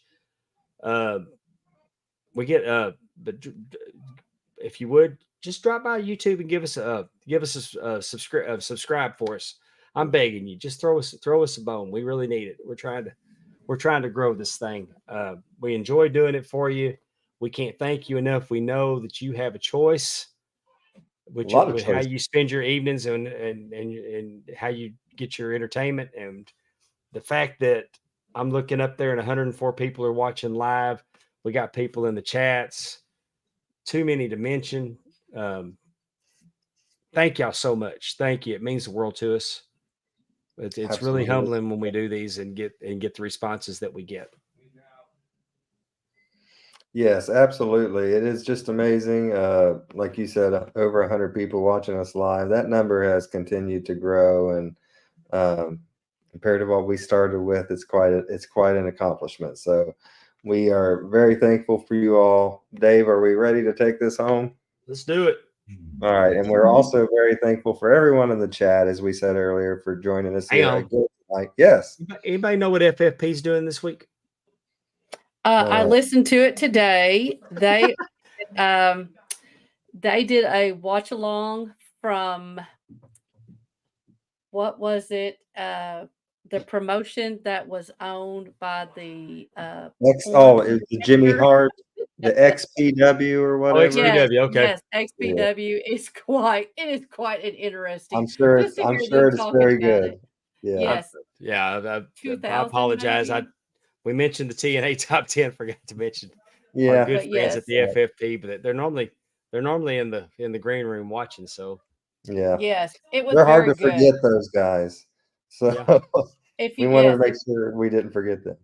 Go ahead. definitely. I was going to say, if you've never listened to FFP, they take they talk about a wrestling show or event, and then they discuss the pop culture surrounding that time frame. Movies, songs, all that I think stuff. it was Sports. 2002. Sports.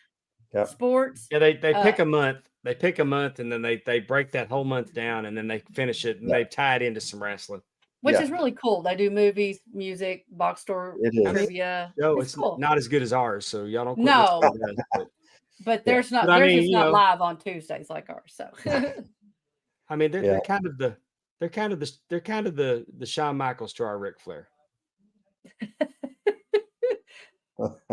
at least you All didn't right. say Bret Hart, right? Well, I'm So not Yeah. going to talk. that could have I'm not going to disparage them. they would feel disparaged, is what I was As saying. we said, So. thank you to everyone that's been in the chat with us. Thank you to our great producer, Teppy, and Bucky, the assistant producer. And thank you, Amy. And thank you, Pondwater Dave. My name is Justin Davis saying, take care of yourself and each other. So long, everyone.